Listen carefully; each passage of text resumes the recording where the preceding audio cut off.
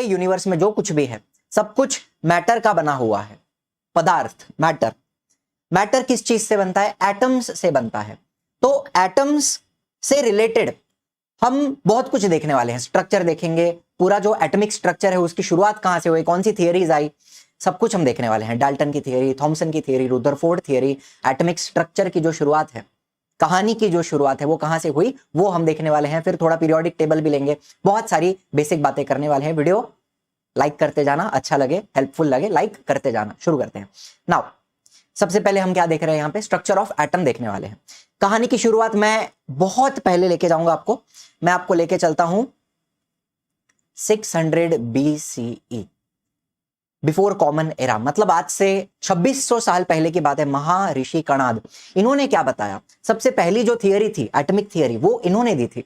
इन्होंने बोला कि अगर आप मैटर को, पदार्थ को डिवाइड करते जाओ करते जाओ करते जाओ तो it will reach smaller and smaller particles. छोटे छोटे छोटे पार्टिकल उसके होते जाएंगे होते जाएंगे होते जाएंगे, एंड एक ऐसा पॉइंट आएगा, it will reach the smallest particle. एक ऐसा स्टेज आएगा जब आप स्मॉलेस्ट पार्टिकल पे पहुंचोगे और उसका फर्दर डिवीजन पॉसिबल नहीं है। उस पार्टिकल को इन्होंने परमाणु बोला था। तो ये जो शब्द है ना, परमाणु, परमाणु बॉम्ब, एटम बॉम्ब, ये शब्द परमाणु आज से 2600 साल पहले महर्षि कणाद ने दिया था। ठीक है। उसके बाद एंशिएंट ग्रीक फिलोसोफर्स भी आए, उन्होंने भी अपनी कुछ थियरी बताई एटम के बारे में। ठीक है। तो यहां पर आते हैं दो साइंटिस्ट, दो फिलोसोफर्स, डेमोक्रिटस एंड ल्यूसिपस। इन्होंने क्या बोला? सेम चीज, लेकिन इन्होंने अपने भाषा में बताया। जो महर्षि कणाद बोल के गए थे वही बताया कि आप मैटर को डिवाइड करते जाओ, it will reach smaller and smaller particle. Smallest particle का स्टेज आ जाएगा, further division not possible. And इन्होंने स्मॉलेस्ट पार्टिकल को क्या नाम दिया? एटम। डेमोक्रिटस जो थे उन्होंने एटम ये शब्द हमें दिया। और ये बात कब हुई थी? ये हुई थी 430 BCE। मतलब सबसे पहली जो एटॉमिक थियरी है वो हमारे इंडियन साइंटिस्ट महर्षि कणाद इन्होंने दी थी। ठीक है। चलिए, इसके बाद थोड़ा और काफी सदियों बाद, end of the 18th century, यहां पर साइंटिस्ट जो थे उन्होंने फाइनली रिकॉग्नाइज किया कि एलिमेंट और कंपाउंड के बीच का डिफरेंस क्या है। एलिमेंट क्या होता है? प्योर सब्सटेंस होता है। 118 एलिमेंट हमने पढ़े हैं पीरियोडिक टेबल में। वही एलिमेंट अलग अलग प्रोपोर्शंस में, रेशियोज में कंबाइन होते हैं, कंपाउंड बनाते हैं। ठीक है। 2 और more elements combine to form compound. तो ये जो डिफरेंस होता है एलिमेंट एंड कंपाउंड का, ये रिकॉग्नाइज हुआ। उसके बाद साइंटिस्ट लोगों को खुजली था, तो they became interested in finding out how and why elements combine. Element combine होते हैं लेकिन काहे को होते हैं, क्या रीजन है कॉम्बिनेशन का, और कैसे होते हैं, what happens when they combine, है ना? क्या होता है, कैसे होता है, हर चीज का चुल था, खुजली था, डिस्कवर करना था। ठीक है। तो यहां पर आते हैं हमारे साइंटिस्ट एंटोइन एल लेवोइजियर। इन्होंने एक और साइंटिस्ट के साथ मिलकर हमें 2 लॉज ऑफ केमिकल कॉम्बिनेशन दिए। वो दोनों लॉज भी आपको बताऊंगा। ठीक है। 2 laws of chemical combination were established after much experimentation done by Lavoisier and Joseph L Proust. ठीक है। इन दोनों ने मिलकर हमें 2 लॉज दिए केमिकल कॉम्बिनेशन के। कौन से लॉज हैं? सबसे पहला लॉ बहुत ही पॉपुलर लॉ है, 8वीं में आप पढ़ते हो, लॉ ऑफ कंजर्वेशन ऑफ मास। उसके पहले भी पढ़ा होगा शायद। ठीक है। किसी भी रिएक्शन में ना तो कोई नया एटम क्रिएट होता है, ना तो कोई एटम डिस्ट्रॉय होता है। जितना मास पहले था रिएक्शन के पहले, उतना ही मास बाद में भी होता है। यही मतलब होता है law of conservation of mass का। सिंपल बताता हूं, atoms are indivisible particle. Atom को तोड़ नहीं सकते, ऐसा बोला गया है। दे कैनॉट बी क्रिएटेड और destroyed in a chemical reaction. मतलब रिएक्शन होने के पहले मुझे बताइए, ये रिएक्टेंट है, यहां पे आपको 3 एटम दिख रहा है। रिएक्टेंट का कितना एटम है? 3 एटम, ए बी सी। तो रिएक्शन के बाद भी जब प्रोडक्ट बनेगा उधर भी 3 ही एटम है। क्या कोई नया एटम क्रिएट हुआ? नहीं। क्या कोई एटम टूटा, डिस्ट्रॉय हुआ? नहीं। जितना पहले था रिएक्शन के पहले रिएक्टेंट में, उतना ही बाद में भी होता है। ठीक है। तो basically LHS should be equal to RHS। इसलिए अगर आपका रिएक्शन बैलेंस्ड नहीं है तो उसको हमें बैलेंस करना पड़ता है ताकि ये law of conservation of mass maintain हो पाए। Are you understanding? सिंपल हिसाब बता रहा हूं, जितना रिएक्टेंट है, जितना मास रिएक्टेंट में है, उतना ही मास आपको आगे प्रोडक्ट में भी आना चाहिए। लॉ ऑफ कंजर्वेशन ऑफ मास, पहला लॉ। दूसरा लॉ क्या बोलता है? Law of constant proportion. मतलब क्या? A chemical compound always contains the same elements in the same fixed proportion by mass regardless of the source और मेथड ऑफ प्रिपरेशन। सिंपल बात बताऊंगा, मेरे पीछे पानी का झरना आपको दिख रहा है, बहता हुआ पानी। पानी आप कहीं से भी ले लो, चाहे वो नदी का हो, लेक का हो, रिजर्वायर का हो, ग्राउंड वाटर हो, रेन वाटर हो, आप किसी दूसरे प्लैनेट पे जाके पानी देख लो, आप किसी दूसरे गैलेक्सी में जाके पानी देख लो, कहीं का भी पानी ले लो आप, पानी का फॉर्मूला हमेशा क्या रहेगा? H2O, यही फॉर्मूला रहेगा। ठीक है, water will always contain hydrogen and oxygen. ये जो पानी का कंपाउंड है उसमें हमेशा आपको सेम एलिमेंट ही मिलेंगे, हाइड्रोजन एंड ऑक्सीजन मिलेगा in the same fixed proportion by mass. मतलब क्या, यहां पर हाइड्रोजन एंड ऑक्सीजन का जो प्रपोर्शन है बाय मास कितना है? 1:8। सर इसका क्या मतलब है प्रपोर्शन बाय मास? इसका क्या मतलब है? सिंपल एग्जांपल बताता हूं। मैंने एक कटोरे में, एक वाटी में 9 ग्राम पानी लिया। कितना? 9 ग्राम पानी। तो उसमें 1 ग्राम हाइड्रोजन रहेगा एंड 8 ग्राम ऑक्सीजन रहेगा। 9 ग्राम पानी में 1 ग्राम हाइड्रोजन है, 8 ग्राम ऑक्सीजन है। कैन आई से 1:8 का रेशियो है हाइड्रोजन एंड ऑक्सीजन का बाय मास। सिंपल कहानी बता रहा हूं। अच्छा एक और एग्जांपल ले लो। मान लेते हैं आपने 27 ग्राम वाटर लिया। चलो example, simple example, 27 gram water लिया, तो उसमें 1:8 के हिसाब से मुझे बताओ, कैन आई से 3 ग्राम हाइड्रोजन रहेगा एंड कितना बच्चा? 24 ग्राम ऑक्सीजन रहेगा। ऐसा हिसाब रहेगा। तो हमेशा जो भी आप पानी लेते हो, जितना भी आप पानी लेते हो, उसमें हाइड्रोजन एंड ऑक्सीजन का प्रोपोर्शन क्या है? 1:8 बाय मास। कुछ और एग्जांपल्स आपको यहां पे देता हूं। मान लो आपने अमोनिया ले लिया। अब यह अमोनिया कहीं का भी हो, अर्थ का हो, मून का हो, मार्स का हो, किसी और प्लैनेट का हो, किसी और गैलेक्सी का हो, किसी और सोलर सिस्टम का हो, किसी और यूनिवर्स का हो, जाने दो, मल्टीवर्स में नहीं जाएंगे, यहां पे अपने यूनिवर्स की बात करते हैं। आप कहीं से भी ले लो अमोनिया, इसके अंदर नाइट्रोजन एंड हाइड्रोजन का प्रोपोर्शन बाय मास 14:3 रहेगा। मतलब आपने मान लेते हैं 17 ग्राम NH3 लिया, अमोनिया ले लिया 17 ग्राम, तो उसमें से 14 ग्राम नाइट्रोजन रहेगा एंड 3 ग्राम हाइड्रोजन रहेगा। सिंपल कहानी बता रहा हूं। वैसे ही CO2 ले लो आप, कार्बन डाइऑक्साइड, यहां पे 3:8 का रेशियो होता है बाय मास। तो आपने 11 ग्राम CO2 लिया, तो 3 ग्राम क्या मिलेगा आपको? कार्बन मिलेगा एंड कितना बचा? 8 ग्राम ऑक्सीजन मिलेगा। ठीक है, वैसे ही 22 ग्राम ले लोगे तो 6 gram carbon and 16 gram oxygen हो गया। CH4 मीथेन की बात करते हैं, 3:1 का रेशियो होता है कार्बन एंड हाइड्रोजन का।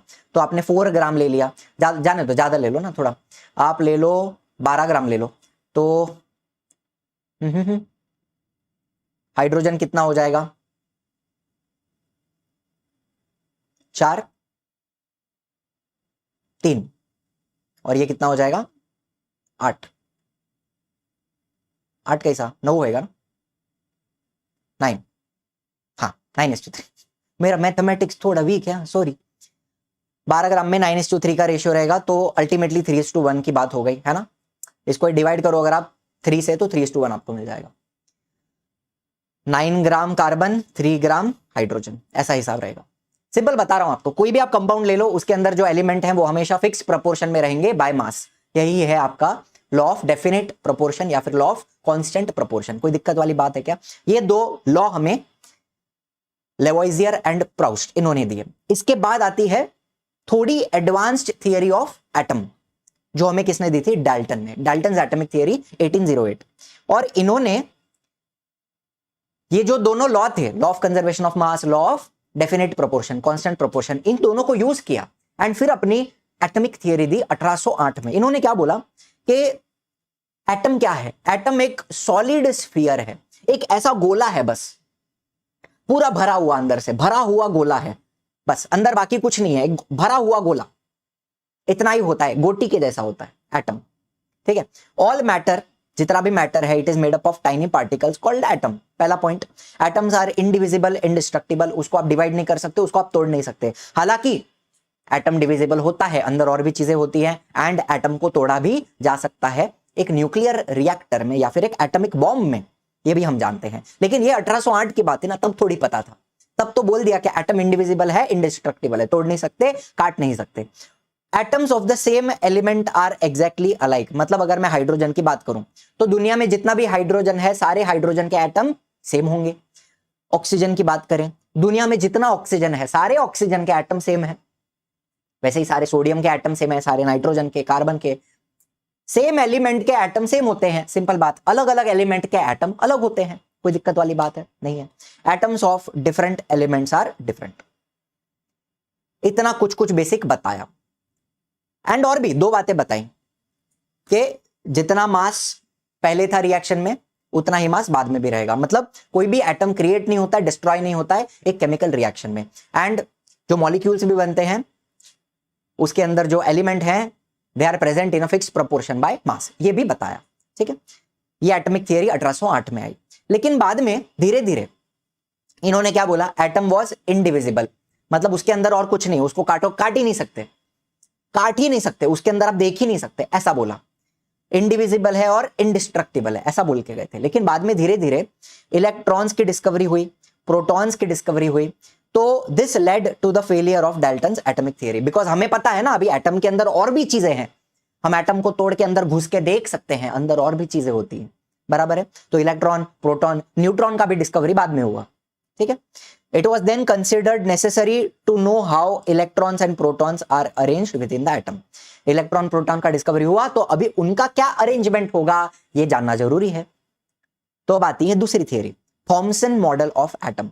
ये इन्होंने 1897 में दिया था। बाय द वे, इलेक्ट्रॉन का जो डिस्कवरी है ये इन्होंने ही किया था, J Thomson, sir J Thomson. इन्होंने एटॉमिक मॉडल भी दिया एंड इलेक्ट्रॉन की डिस्कवरी भी की थी। इन्होंने क्या बोला कि एटम एक क्रिसमस पुडिंग के जैसा है, या फिर उसको आप प्लम पुडिंग भी बोल सकते हो,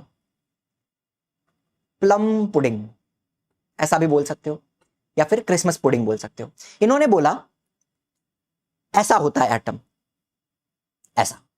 इसको और थोड़ा अंदर घुस के देखते हैं। तो ये जो पूरा एटम है इसके अंदर ये पूरा पॉजिटिव चार्ज होता है। रुको अलग कलर से बताते हैं इसको।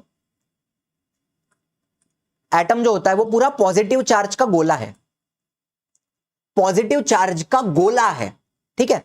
और उसके अंदर मुझे बताओ, जैसे यहां पे छोटी छोटी किशमिश आपको दिखाई दे रही है, उसी प्रकार से इलेक्ट्रॉन्स किशमिश की तरह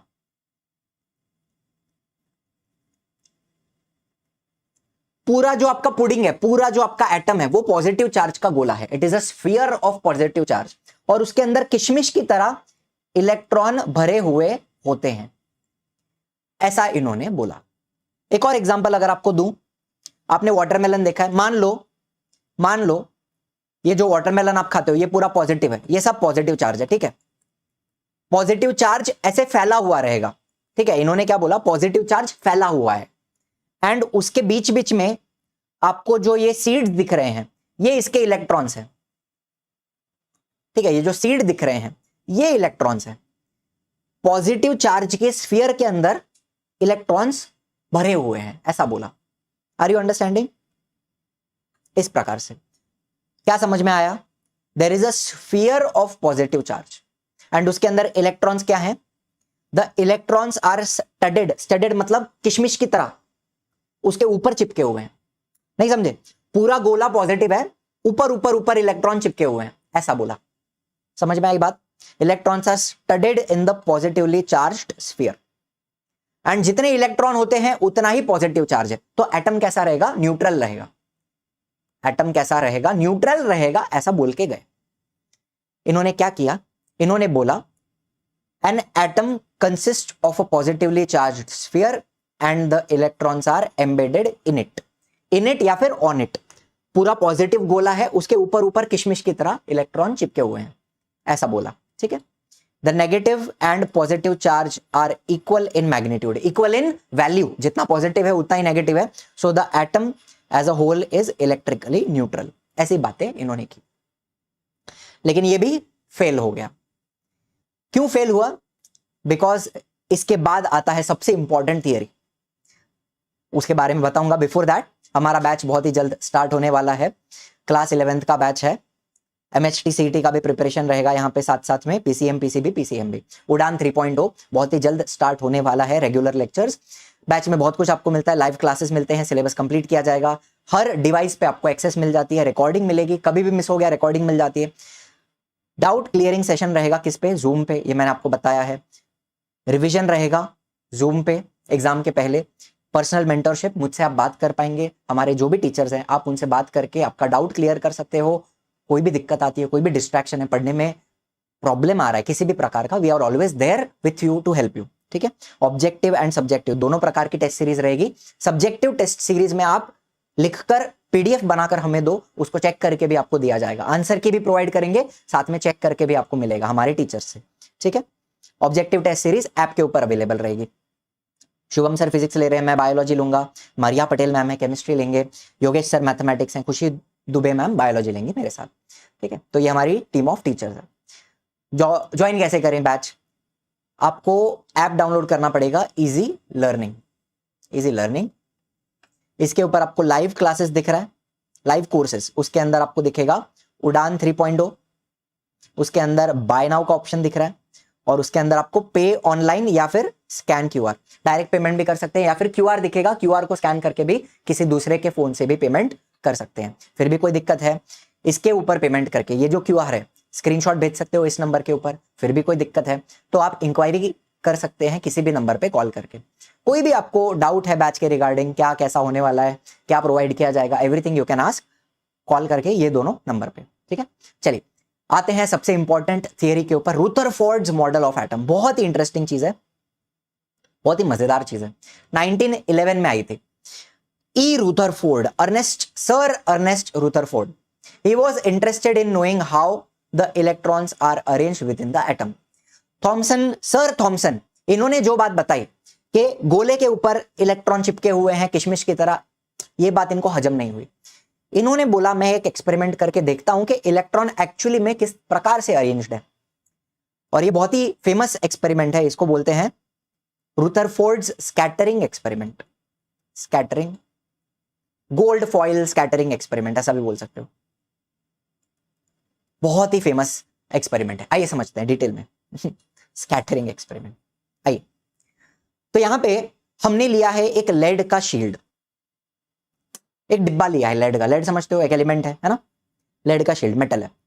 उसके अंदर हमने रखा है एक radio active material, source of alpha particle. Alpha particle क्या होता है, रेडियो एक्टिव मटेरियल क्या होता है, सब बताता हूं। इसके अंदर मान लो हमने रेडियम लिया है, और भी कोई दूसरा रेडियो एक्टिव एलिमेंट आप ले सकते हैं, थोरियम ले सकते हैं, अमेरिसियम ले सकते हैं, आपके ऊपर है, ठीक है। रेडियो एक्टिव मटेरियल आपने लिया। रेडियो एक्टिव मटेरियल में से रेडिएशन निकलता है। रेडिएशन 3 प्रकार का होता है, अल्फा होता है, बीटा होता है और गामा। 3 प्रकार के रेडिएशंस निकलते हैं। अल्फा पार्टिकल क्या होता है आपको बताता हूं। Alpha particle is positively charged helium nucleus. मतलब मान लो He2+, हीलियम के ऊपर 2+ चार्ज आएगा। मुझे बताओ हीलियम का एटम कैसा होता है, न्यूक्लियस रहेगा, पहला शेल रहेगा। अब यहां पर मुझे बताओ 2 प्रोटॉन और 2 न्यूट्रॉन होते हैं। हीलियम के न्यूक्लियस में 2 प्रोटॉन और 2 न्यूट्रॉन होते हैं, एंड इधर 2 इलेक्ट्रॉन होते हैं। अब आप अगर ये दोनों इलेक्ट्रॉन को निकाल दो तो आपके पास क्या बचेगा, आपके पास सिर्फ न्यूक्लियस बचेगा हीलियम का, सिर्फ हीलियम का न्यूक्लियस बचेगा, जिसके अंदर क्या है, 2 प्रोटॉन है और 2 न्यूट्रॉन है। इसको बोलते हैं अल्फा पार्टिकल। तो इसके ऊपर चार्ज क्या रहेगा, 2+, 2 प्रोटॉन है ना, इलेक्ट्रॉन तो है ही नहीं। इसको बोलते हैं अल्फा पार्टिकल, हैवी पार्टिकल होता है, मतलब it is just helium nucleus. Helium का जो न्यूक्लियस है उसको हम बोलते हैं अल्फा पार्टिकल। ये अल्फा पार्टिकल निकलने वाले हैं इस रेडियो एक्टिव मटेरियल में से, ठीक है। सामने यहां पे हमने एक गोल्ड फॉइल लिया हुआ है, आपको दिखाई दे रहा है gold foil, and gold foil के इर्द गिर्द हमने एक फ्लोरोसेंट मटेरियल रखा है। यहां पर जिंक सल्फाइड की आपको स्क्रीन दिखाई दे रही है। फ्लोरोसेंट क्यों बोलते हैं आपको बताता हूं। मतलब मान लो यहां से अल्फा पार्टिकल का बीम निकला, ठीक है, ऐसा अल्फा पार्टिकल आ रहा है, गोल्ड फॉइल को चीरते हुए चला जाएगा, एंड ये जो फ्लोरोसेंट मटेरियल है जिंक सल्फाइड का जो स्क्रीन है उसके ऊपर जाके टकराएगा, एंड उधर जाके वहां जाकर एक व्हाइट फ्लैश होगा। फ्लोरेसेंट मतलब क्या, चमकता है। जब उसके ऊपर अल्फा पार्टिकल गिरता है तो वहां पर आपको एक फ्लैश दिखाई देता है, एक लाइट दिखाई देती है, चमक दिखाई देती है, ठीक है। इसको हम फ्लोरेसेंट मटेरियल बोलते हैं, जिंक सल्फाइड। चलो इतना सेटअप आपको समझ में आ गया कि होने क्या वाला है। लेड का शील्ड डब्बा लिया, उसके अंदर रेडियो एक्टिव मटेरियल रखा है, it is the source of alpha particle. Alpha particle क्या होता है? हीलियम का न्यूक्लियस होता है, He2+, ठीक है। गोल्ड फॉइल रखी है, एक फ्लोरोसेंट मटेरियल हमने रखा है गोल्ड फॉइल के इर्द गिर्द, ठीक है। अब देखो ये रही हमारी बीम ऑफ अल्फा पार्टिकल। अब रुथरफोर्ड भाई साहब ने क्या एक्सपेक्ट किया था? उन्होंने एक्सपेक्ट किया कि सारे के सारे पार्टिकल गोल्ड फॉइल को चीरते हुए निकल जाएंगे और सामने आपको यहां पर फ्लैश दिखेगा, ठीक है। ये इन्होंने एक्सपेक्ट किया था। थोड़ा थोड़ा डिविएशन दिखेगा, अल्फा पार्टिकल का जो बीम है वो थोड़ा थोड़ा हिलेगा, ज्यादा हिलेगा नहीं, सीधा सीधा जाके गोल्ड फॉइल के आर पार जाएगा एंड आपको चमक दिखेगी, फ्लैश दिखेगा फ्लोरोसेंट मटेरियल के ऊपर, ऐसा इन्होंने बोला था। उन्होंने क्या एक्सपेक्ट किया आपको बताता हूं। उन्होंने क्या एक्सपेक्ट किया कि जो पॉजिटिव चार्ज होता है ना वो फॉग जैसा होता है। पॉजिटिव चार्ज जो है, सर थॉमसन ने क्या बोला? पॉजिटिव चार्ज का गोला रहेगा। तो इन्होंने क्या इमेजिन किया कि वो जो गोला है ना वो फॉग जैसा है, नरम होता है। अल्फा पार्टिकल बुलेट के जैसे होते हैं, तो बुलेट की तरह इसमें से पास हो जाएंगे, ऐसा एक्सपेक्ट किया था रुथरफोर्ड ने, ठीक है। तो मान लेते हैं ये फॉग क्या है? ये पॉजिटिव चार्ज का स्फीयर है, ठीक है। ये पूरा पॉजिटिव चार्ज है, फॉग जैसा है, पतला पतला है, हल्का हल्का है, एंड उसके अंदर ऐसे इलेक्ट्रॉन्स का कलर अपन चेंज करते हैं। चलो इलेक्ट्रॉन कौन सा? ब्लैक। ऐसे इलेक्ट्रॉन पड़े हुए हैं, ठीक है। इस प्रकार से इलेक्ट्रॉन्स पड़े हुए हैं। पॉजिटिव चार्ज कैसा है? फॉग जैसा है, पतला है, उसमें से अल्फा पार्टिकल चीरते हुए निकल जाएगा, ठीक है। अब डिविएशन क्यों आएगा मुझे बताओ। अल्फा पार्टिकल जो है, अल्फा पार्टिकल पॉजिटिव है एंड ये इलेक्ट्रॉन कैसा है? ये नेगेटिव है। तो अगर ये अल्फा पार्टिकल इलेक्ट्रॉन के आसपास आता है तो उनके बीच में अट्रैक्शन होगा, पॉजिटिव नेगेटिव के बीच में। तो अल्फा पार्टिकल का जो डायरेक्शन है वो थोड़ा हिल सकता है because of the attraction between alpha particle and electron. Are you understanding? ठीक है। लेकिन उन्होंने सिंपल एक्सपेक्ट क्या किया था कि सारे के सारे अल्फा पार्टिकल सीधे निकल जाएंगे, ये एक्सपेक्टेशन थी, ठीक है। लेकिन हुआ क्या? ऐसी बातें हुई, ऐसी कुछ बातें हुई जिनसे हमारे रुथरफोर्ड भाई साहब चकाचौंध रह गए। उन्होंने क्या देखा कि 99.9% पार्टिकल सीधे सीधे पार चले जाते हैं, लेकिन कुछ कुछ पार्टिकल्स में हमें इस प्रकार से डिविएशन दिखाई देता है। ये भी एक्सपेक्टेड था, इलेक्ट्रॉन्स के आसपास आएंगे तो अल्फा पार्टिकल में डिफ्लेक्शन दिखेगा, लेकिन लार्ज एंगल से भी डिफ्लेक्शन दिखाई दे रहा था, ये एक्सपेक्टेड नहीं था। इतना ज्यादा डिफ्लेक्शन क्यों हो रहा है इस प्रकार से? कुछ पार्टिकल पीछे की तरफ भी आए, ये तो बिल्कुल भी एक्सपेक्टेड नहीं था। कुछ अल्फा पार्टिकल गोल्ड फॉइल से टकरा के वापस आए, this was not expected. And 1 out of 12,000 particles, पूरा 180 डिग्री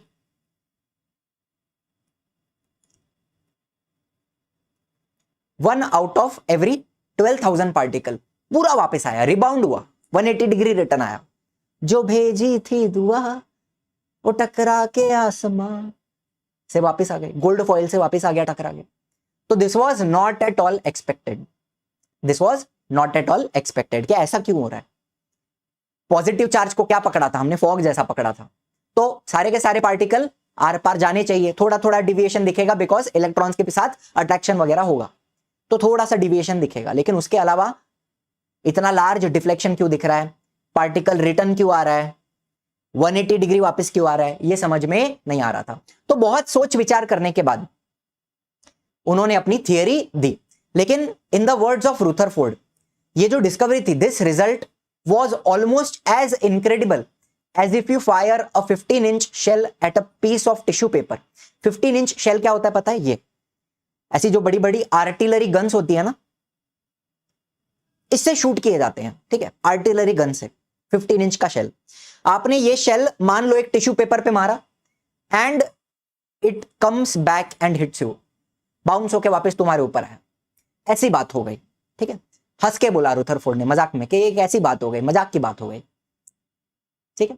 तो रिजल्ट क्या था आइए समझते हैं।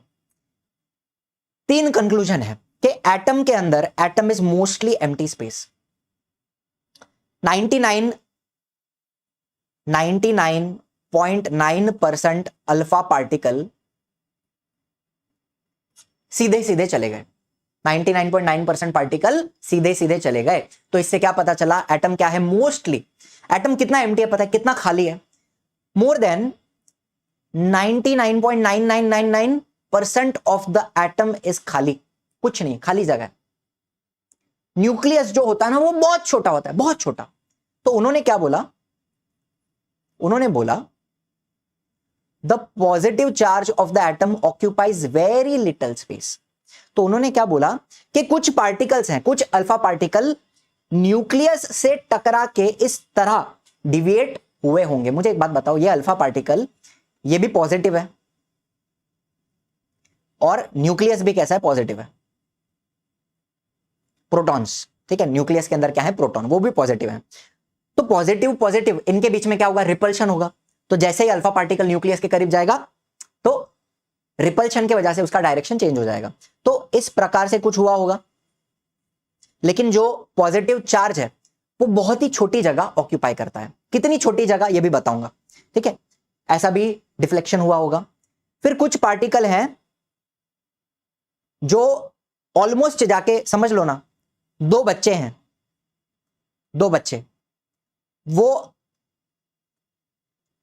आपस में आके अपना सर पटकते हैं ठप करके, तो कैसा रिबाउंस होते हैं, बाउंस होते हैं ना वापस। इस प्रकार से कुछ हुआ होगा, हेड ऑन कोलिजन। इसको मैं क्या बोलूंगा, इसको बोलूंगा head on collision. Alpha particle का न्यूक्लियस के साथ हेड ऑन कोलिजन हुआ होगा, तब वो पूरा वापस भी आया। एंड कुछ ऐसा पार्टिकल होगा जो एकदम बराबर बीच में जाके लगा होगा, ऐसा लगा होगा कि पूरा 180 डिग्री रिटर्न आया, समझ लो ना, ये वाला, ये देखो, आया आया टप करके वापस गया। Are you understanding? अगर प्रॉपर हेड ऑन कोलिजन होता है न्यूक्लियस के साथ तो हमारा अल्फा पार्टिकल 180 डिग्री वापस आता है। तो इन्होंने क्या बोला, all the positive charge and the mass, atom का जो मास है वो सारा का सारा mass and positive charge, it is concentrated in a very small volume with in the atom. एकदम छोटी सी जगह में सारा का सारा positive charge and mass concentrated है। एंड उस छोटे से पॉइंट को न्यूक्लियस का नाम दिया गया। एंड जो पॉजिटिव चार्ज है, पॉजिटिव पार्टिकल है, उसको प्रोटॉन बोला गया। ठीक है,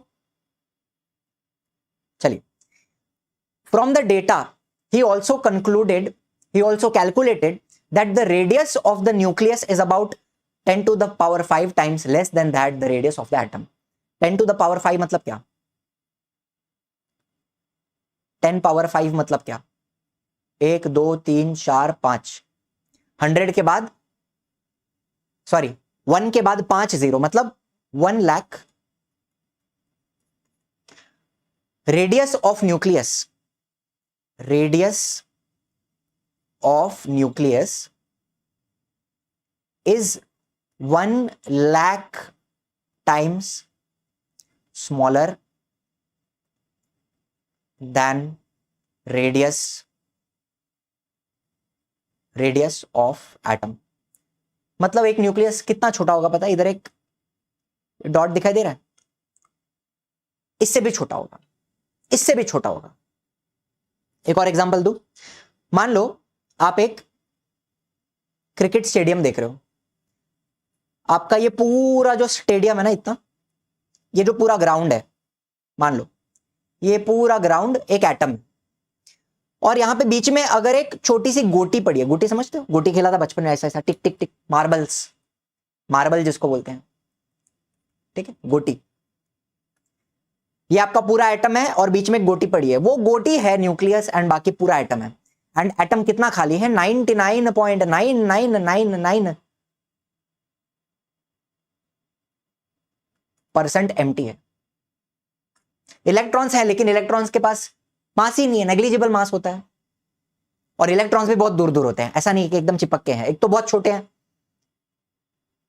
आपका एटम ना 99.9999% खाली ही है, कुछ नहीं है अंदर, छोटा सा न्यूक्लियस होता है, बहुत छोटा, बाकी सब खाली है। मतलब आपकी बॉडी भी अगर आप देखो, आपके बॉडी में कितनी खाली जगह है पता है, 99.9999, आपके बॉडी के अंदर ये सारी जगह एम्प्टी है। एंड हमने सुना है ना ब्लैक होल बन जाता है अगर कोई स्टार कोलैप्स होता है, कोई स्टार जिसका लाइफ खत्म हो गया, उसका सुपरनोवा हुआ, फटा, और फटने के बाद कोलैप्स हुआ अंडर इट्स ओन ग्रेविटी। तो जब वो कोलैप्स होता है, ब्लैक होल कब बनता है पता है? जब ये सारा एम्प्टी स्पेस है ना वो ना बचे। मान लो आप सारे जितने भी न्यूक्लियस हैं उन सारे न्यूक्लियसिस को दबा दो, आपके जितने भी एटम्स हैं वो सारे एटम्स को आप एकदम चिपका दो, क्या बचेगा? कुछ नहीं बचेगा। तब आप बोलोगे सिंगुलैरिटी बन गई है। और सिंगुलैरिटी होती है एक ब्लैक होल के अंदर, मतलब उसकी डेंसिटी इनफाइनाइट है, ग्रेविटी इनफाइनाइट है, अलग ही फिजिक्स है। समझ रहे हो? आपके अंदर इतनी सारी जगह खाली है, कुछ नहीं है, अगर वो सारी जगह आप दबा दो, पूरा कॉम्प्रेस कर दो, तो आप भी एक ब्लैक होल बन जाओगे, सिंगुलैरिटी बन जाओगे। छोड़ो, काफी फिलोसॉफिकल बातें हैं, थियोरेटिकल बातें हैं, हाइपोथेटिकल बातें, सोचो इसके बारे में, आपको मजा आएगा सोच के। चलो आगे चले। तो रुदरफोर्ड भाई साहब ने क्या क्या बताया? He put forward the nuclear model of the atom. Nuclear model मतलब इन्होंने पहली बार ये शब्द यूज किया कि अंदर एक न्यूक्लियस है जिसके अंदर पॉजिटिव चार्ज है, और न्यूक्लियस कितना छोटा है? 1,00,000 टाइम छोटा है एटम के रेडियस से। ठीक है, there is a positively charged centre in an atom called the nucleus. Nearly all the mass of the atom resides in the nucleus. सारा का सारा मास किधर है? न्यूक्लियस के अंदर है। Electrons revolve around the nucleus in a circular path. Electrons nucleus के इर्द गिर्द घूमते हैं इस प्रकार से, लेकिन हमें पता है कि इलेक्ट्रॉन्स ऐसे नहीं घूमते। आप जितना आगे आगे पढ़ोगे ना इलेक्ट्रॉन्स के बारे में, पागल होते जाओगे। आप जितना एटम को समझने जाओगे ना कि इलेक्ट्रॉन क्या है, कैसा होता है, कहां होता है, उतना पागल बनते जाओगे। जितना क्वांटम मैकेनिक्स में घुसते हो, दीवाना बना देगा आपको, पागल कर देगा। ठीक है, the size of the nucleus is very very small as compare to the size of the atom. बहुत कुछ है पढ़ने के लिए, है ना 11th में। अब यहां पे कुछ ड्रॉबैक्स भी आते हैं। Drawback of Rutherford model of atom. ये मॉडल फेल क्यों हो गया? उन्होंने क्या बोला? The revolution of electron in a circular orbit is not expected to stable. मुझे बताओ, ये वीडियो देखो आप एक बार फिर से। मान लो बीच में न्यूक्लियस है, ठीक है, बीच में ये न्यूक्लियस है और उसके आसपास इलेक्ट्रॉन घूम रहे हैं, तो आपको पता है घूमते घूमते घूमते घूमते उनकी स्पीड बढ़ेगी, एक्सेलरेट करेंगे, और एक्सेलरेट करते करते करते वो न्यूक्लियस के अंदर ही चले जाएंगे। Any particle in a circular orbit would undergo acceleration. घूमते घूमते एक्सेलरेट होगा, एक्सेलरेट होते होते it will radiate energy. During acceleration the charged particle would radiate energy. मतलब इलेक्ट्रॉन अपनी एनर्जी लूज करते जाएगा एंड धीरे धीरे उसका जो ऑर्बिट है वो छोटा छोटा होते जाएगा। The revolving electron would lose energy and finally fall into the nucleus. ठीक है, तो अकॉर्डिंग जैसा मॉडल रुदरफोर्ड ने बताया कि बीच में न्यूक्लियस है, इलेक्ट्रॉन्स घूम रहे हैं, अगर इलेक्ट्रॉन्स एक्सेलरेट हो रहे हैं तो एनर्जी लूज करेंगे तो घूमते घूमते न्यूक्लियस में गिर जाएंगे, एटम कोलैप्स हो जाएगा। लेकिन ऐसा होता नहीं है, एटम तो स्टेबल है। एटम कोलैप्स होता है क्या? नहीं होता। इलेक्ट्रॉन्स कोलैप्स हो जाते हैं क्या? नहीं होते। तो ये मॉडल यहां पे फेल होता है। न्यूक्लियस है ये बराबर बात है, लेकिन इलेक्ट्रॉन्स ऐसे ही घूम रहे हैं, ये गलत बात है। तो यहां पर आते हैं एक और साइंटिस्ट, नील्स बोर। इन्होंने भी अपना मॉडल ऑफ एटम बताया 1913 में। Niels Bohr put forward the following postulates मतलब क्या? Points about the model of the atom. क्या बताया इन्होंने? कि only certain special orbits known as discrete orbit of electron are allowed inside the atom. Atom के अंदर इलेक्ट्रॉन कहीं पे भी नहीं घूम सकता, जहां मर्जी आया गार्डन में घूम रहा है, नहीं। स्पेसिफिक ऑर्बिट्स होती हैं, स्पेसिफिक पाथ होता है जहां पे आपको इलेक्ट्रॉन मिलेगा। मतलब मान लो शेल्स बोलते हैं हम इनको, है ना, इसको मैं के शेल बोलूं, इसको एल बोलूं, तो के और एल के बीच में डिस्टेंस है, और ये जो डिस्टेंस है यहां पे आपको कोई इलेक्ट्रॉन घूमते हुए नहीं दिखेगा। इलेक्ट्रॉन्स स्पेसिफिक ऑर्बिट में ही पाए जाएंगे। एंड जब while revolving in discrete मतलब separate and specific, while revolving in specific orbit the electrons do not radiate energy। जब ये ऑर्बिट में घूमते हैं, इनकी जो डिस्क्रीट ऑर्बिट है वहां पे ये एनर्जी लूज नहीं करते, एंड एटम कैसा रहता है? स्टेबल रहता है। ठीक है, एंड ये जो ऑर्बिट है, ये जो शेल्स हैं, इनको हम एनर्जी लेवल्स भी बोलते हैं। एनर्जी लेवल्स, क्या बोलते हैं? Energy levels. ये जो डिस्टेंस है, यहां पे बीच में आपको कोई इलेक्ट्रॉन मिलेंगे घूमते हुए, गार्डन में घूमते हुए नहीं मिलेंगे, ठीक है। दीज ऑर्बिट्स और shells they are called as energy levels. तो बीच का आ गया आपका न्यूक्लियस, पहला जो एनर्जी लेवल है जिसको हम के शेल बोलते हैं। एन मतलब क्या? बेसिकली उसका प्रिंसिपल क्वांटम नंबर बोला जाता है इसको, एन। पहला शेल एन इज 1, दूसरा शेल एन इज 2, तीसरा शेल एन इज 3, चौथा शेल एन इज 4। एन मतलब बेसिकली उसका नंबर पकड़ लो, प्रिंसिपल क्वांटम नंबर। पहला शेल, दूसरा शेल, तीसरा, चौथा, ऐसे और भी होते हैं। ऐसे कितने भी शेल्स हो सकते हैं एक्चुअली, टेक्निकली देखा जाए, हाइपोथेटिकली स्पीकिंग कितने भी शेल्स हो सकते हैं, लेकिन 118 ही एलिमेंट है, ठीक है। और शेल्स भी कितने हमने देखे हैं, कितने शेल्स देखे हैं? क्यू तक 7 शेल्स। आपके पीरियोडिक टेबल में 7 पीरियड हैं, तो 7 शेल्स ऑब्जर्व हुए हैं, 7 से ज्यादा शेल्स नहीं देखे गए हैं, ठीक है। K L M N O P Q, इसका एन क्या है? 1 है, इसका एन क्या है? 2, N3, N4, N5, N6, N7, यहां तक ऑब्जर्व हुआ है, N7 तक 7 शेल्स। ज्यादा से ज्यादा 7 पीरियड हैं, तो 7 शेल ऑब्जर्व किए गए हैं, उससे ज्यादा शेल्स इस दुनिया में अब तक देखे नहीं गए। अगर कोई एलिमेंट बनता है 119th एलिमेंट, तो उसके अंदर शायद एक और शेल आए, K L M N O P Q R, R shell भी आ सकता है। अगर ऐसा कोई एलिमेंट आगे जाके डिस्कवर होता है फ्यूचर में, 119th एलिमेंट उसके अंदर हो सकता है, मे बी। एनीवे, ये सब आगे की बातें हैं, फ्यूचर की बातें हैं। यहां तक की कहानी आपको समझ में आई, ठीक। अब हमने क्या क्या बोला है, देखो। प्रोटॉन्स आर पॉजिटिव, न्यूट्रॉन्स के ऊपर चार्ज नहीं होता। न्यूट्रॉन्स भी कहां होते हैं? न्यूक्लियस के अंदर होते हैं, protons and neutrons. Electrons are negatively charged. Smallest possible value of charge, एक इलेक्ट्रॉन पे और एक प्रोटॉन पे कितना चार्ज होता है, ये भी आपको याद रखना जरूरी है। प्लस और minus 1.6 into 10 to the power -19 coulomb. मतलब बेसिकली प्लस और माइनस क्यों बोला है?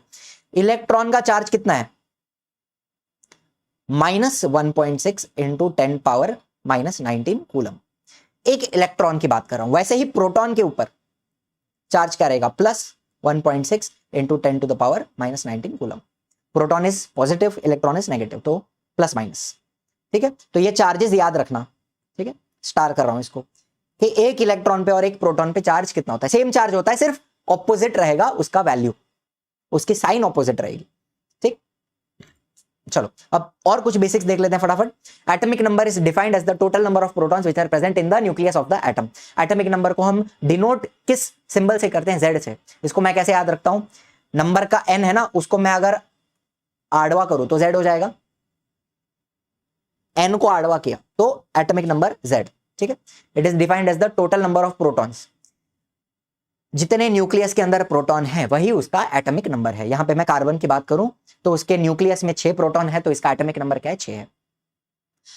जितने प्रोटॉन होते हैं उतने इलेक्ट्रॉन भी होते हैं। एक न्यूट्रल एटम की बात कर रहा हूं मैं। किसकी बात कर रहा हूं? न्यूट्रल एटम, जिसके ऊपर कोई चार्ज नहीं है। तो जितने प्रोटॉन होंगे उतने ही इलेक्ट्रॉन होंगे बैलेंस करने के लिए, बराबर। पहले शेल में 2 होते हैं। अच्छा, शेल्स में इलेक्ट्रॉन कैसे फिल होते हैं ये भी हम देखेंगे, है ना। इलेक्ट्रॉनिक कॉन्फ़िगरेशन जिसको बोलते हैं, the filling of electrons in the shell. पहले शेल में 2 आ गए, दूसरे में 8 होते हैं ना। मैक्सिमम कैपेसिटी 8 की होती है, लेकिन यहां पे 6 प्रोटॉन है तो 6 इलेक्ट्रॉन होंगे। पहले में 2, दूसरे में 4। तो ये जो अरेंजमेंट है 2,4, इसको क्या बोलते हैं? Electronic configuration.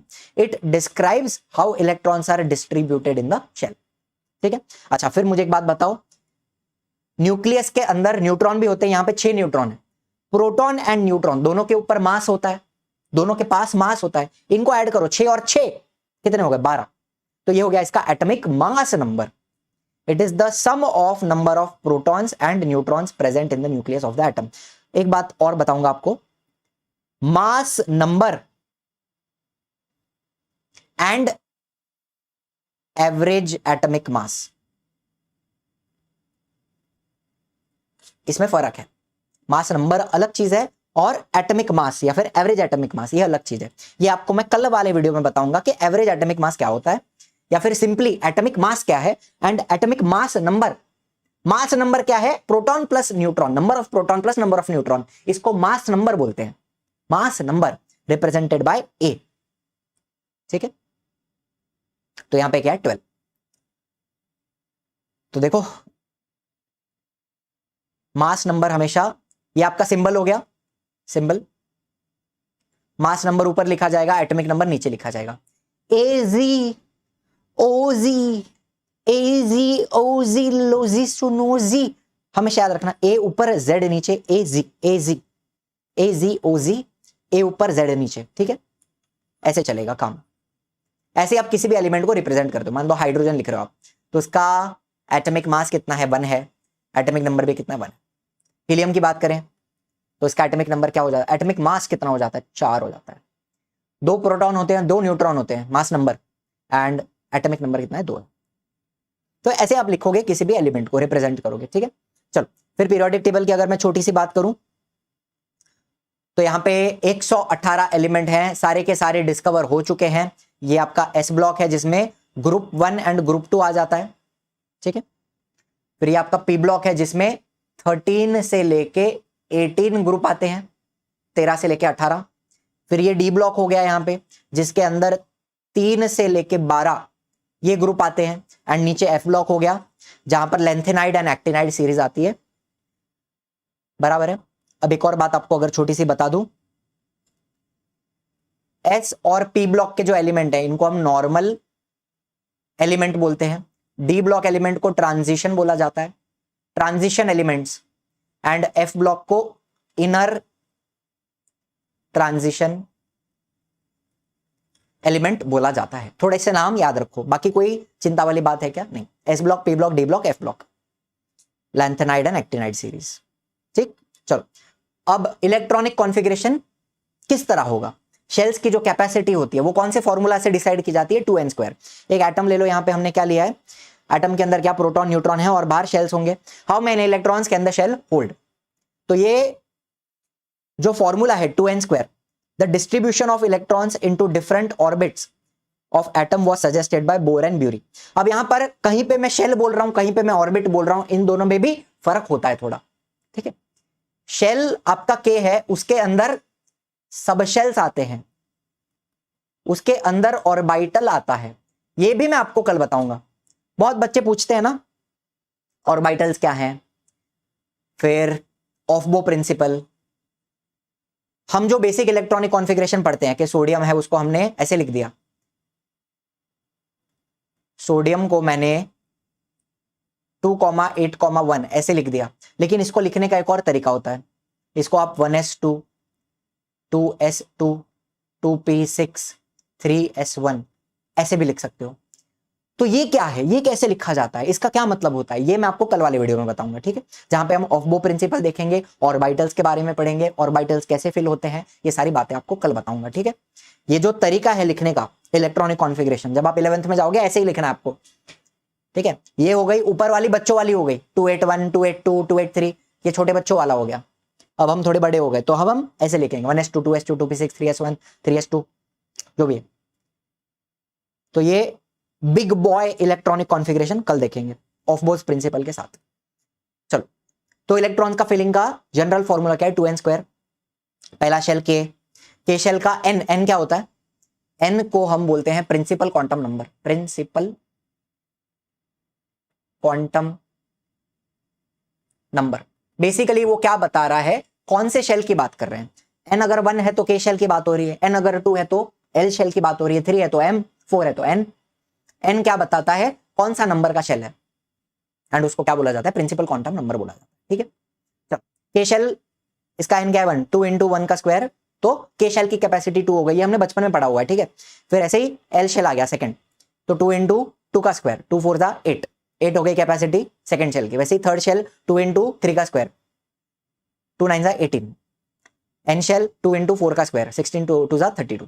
तो इस प्रकार से मैक्सिमम कैपेसिटीज की बात कर रहे हैं। पहले शेल की मैक्सिमम कैपेसिटी 2 है, दूसरे शेल की मैक्सिमम कैपेसिटी 8, तीसरे की मैक्सिमम कैपेसिटी 18, चौथे की मैक्सिमम 32। ऐसी बात है, ठीक है। सो फार सो क्लियर, सो फार सो गुड। आगे चलते हैं, चलो 1 to 20 एलिमेंट्स की इलेक्ट्रॉनिक कॉन्फ़िगरेशन फटाफट लिख लेंगे। हाइड्रोजन में कुछ नहीं है, हाइड्रोजन में कुछ भी नहीं है, आपको सिर्फ ब्रैकेट में 1 लिखना है बिकॉज एक ही इलेक्ट्रॉन है। हीलियम का क्या लिखोगे आप, ब्रैकेट में 2 लिखोगे, एक ही शेल है, ये पहला पीरियड है, पीरियड का जो नंबर होता है उतने शेल होते हैं एटम के अंदर। अभी सेकंड पीरियड में लिथियम, सेकंड पीरियड है तो 2 शेल होंगे, तो आप इसको कैसे लिखोगे, 2,1 लिखोगे, पहले शेल में 2, दूसरे में 1 जाएगा। फिर बेरिलियम क्या लिखोगे, 2,2, पहले शेल में 2, दूसरे शेल में 2। फिर बोरॉन 2,3। जैसे हम लेफ्ट टू राइट जा रहे हैं, एक एक इलेक्ट्रॉन बढ़ते जा रहा है शेल के अंदर, वही शेल फिल हो रहा है, ठीक है। फिर कार्बन में 2,4, 2,5, 2,6, 2,7 एंड 2,8। अब नियॉन में बताओ 2,8 हो गया, सेकेंड शेल भी पूरा फिल हो गया, ऑक्टेट कंप्लीट हो गया। तो नियॉन, ये ग्रुप 18 कौन है आपका, नोबल गैसेस या फिर इनर्ट गैसेस। अब ये लोग रिएक्शन दिखाते हैं क्या, नहीं, ये लोग किसी भी रिएक्शन में पार्ट नहीं लेते, इनकी वैलेंसी क्या रहेगी, 0 रहेगी, बराबर है, बिकॉज हीलियम का डुप्लेट कंप्लीट है, नियॉन का ऑक्टेट कंप्लीट है। वैसे सोडियम की बात करें, थर्ड पीरियड की बात हो रही है, तो अभी इसके पास कितने शेल आ गए, 3 शेल आ गए, ठीक है। तो यहां क्या रहेगा, 2,8,1, 12 है तो 2,8,2, एक एक इलेक्ट्रॉन बढ़ते जाएगा, 2,8,3, 2,8,4, 2,8,5, 2,8,6, 2,8,7, 2,8,8, ठीक है। आर्गन की बात की, आर्गन का भी ऑक्टेट कंप्लीट हो गया, वो स्टेबल हो गया। अब आप बोलोगे, बहुत बच्चे बोलते हैं ना कि सर थर्ड शेल कौन सा है, KLM, एम शेल की मैक्सिमम कैपेसिटी कितनी है, 18।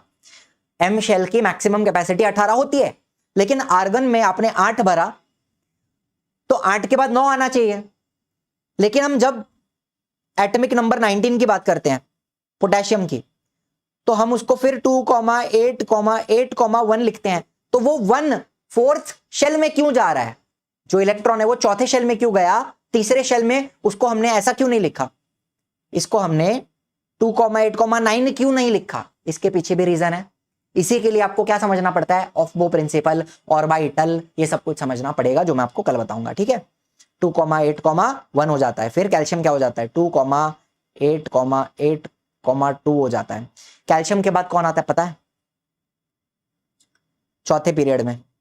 अब यहां पर आएगा बराबर स्कैंडियम,